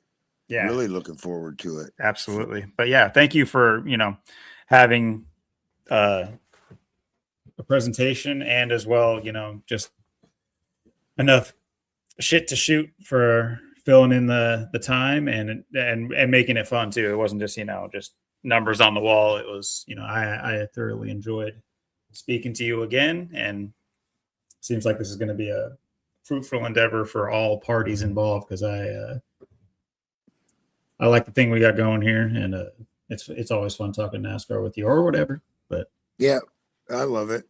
So everybody look up the Carrera Panamericana. That'll lead you right to Greg Biffle if you do the right thing, because they're all four of those guys are from right there on the Columbia. Mike Bliss, Herschel McGriff, Greg Biffle. Oh, three of them. You heard him. You got your homework. And don't disappoint him. He's checking all grades. There better not be any AI written essays in there, boys. I wish. All right, illegal. They're gonna make AI illegal. You watch. Only trust me. They ain't gonna give us to us, not us. Oh yeah. They'll use AI to catch people trying to use AI. Yep. Yes. It's gonna be a shit show for sure. Exactly. Hey man, if you ever want to come on here, and not saying not talk NASCAR, but like if you want to go on to some of these other things, we got all kinds of it's the free subjects for all we can channel. broach, of course. So I'll tell you this. I probably shouldn't, but I'm gonna. So I know a guy, just know him, and he's a lawyer, and he bought a new AI system, the latest and greatest. It's called Claude. It's like the name? Yeah, that's what it's called, Claude. And so what it used to take him like 4 hours to write and draft, it'll do in like 2 minutes. And then all he has to do is proofread it. So, and he was doing this for it came out at the first of the year, right around there. And they're already giving him, no, we won't do this. We don't give legal advice. We don't do this. It's already being really narrowed as far as. You know what's funny? I saw an article early on that said law, like sorry, what's the term of like what lawyers do? Anyway, like that job sector was one of the ones being targeted by AI, as in like AI is going to take the place of a lawyer. So that's really funny that you say that it's blocking out the current lawyers. Like maybe they're getting undercut and they don't even know.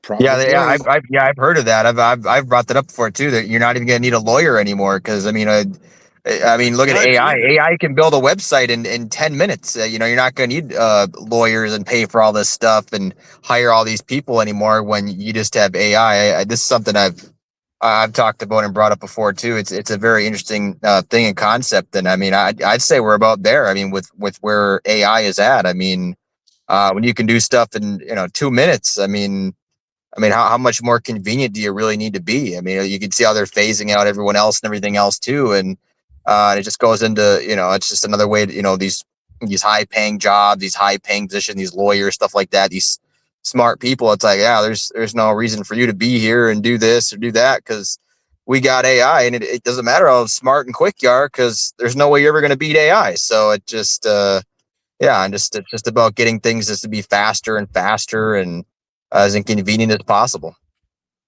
What's hilarious is everything you just brought up. Those were the reasons.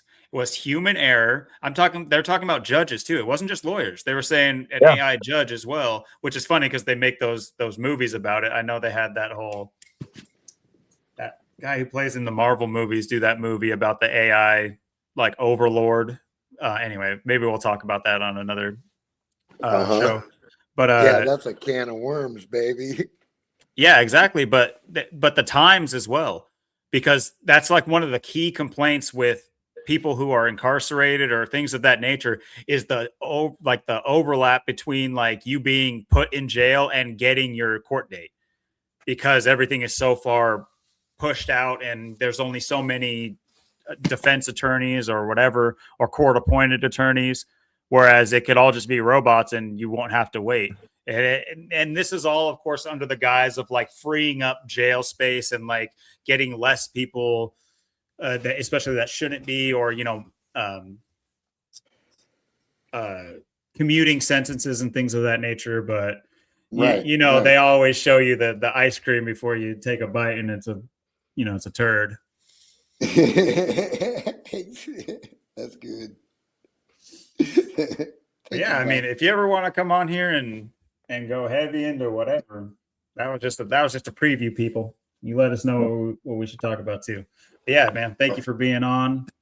We're about wrapped up here, and yeah, I know we do have a guest plan for next week, and hopefully we can get Anthony in here. Man, I feel so bad. I mean, it's just a helpless situation. Yeah. That sucked. But yeah, hopefully we can get him in here sooner than later. And but yeah, and of course I will shoot you an email when I find that out. Yeah, do that, and then I'll know for sure. Perfect. All right, man. Thanks. Absolutely. Thank you. All right, you guys. Yeah, have a great week. Thanks for round 2, Illegal. All right, later. Yep. See ya.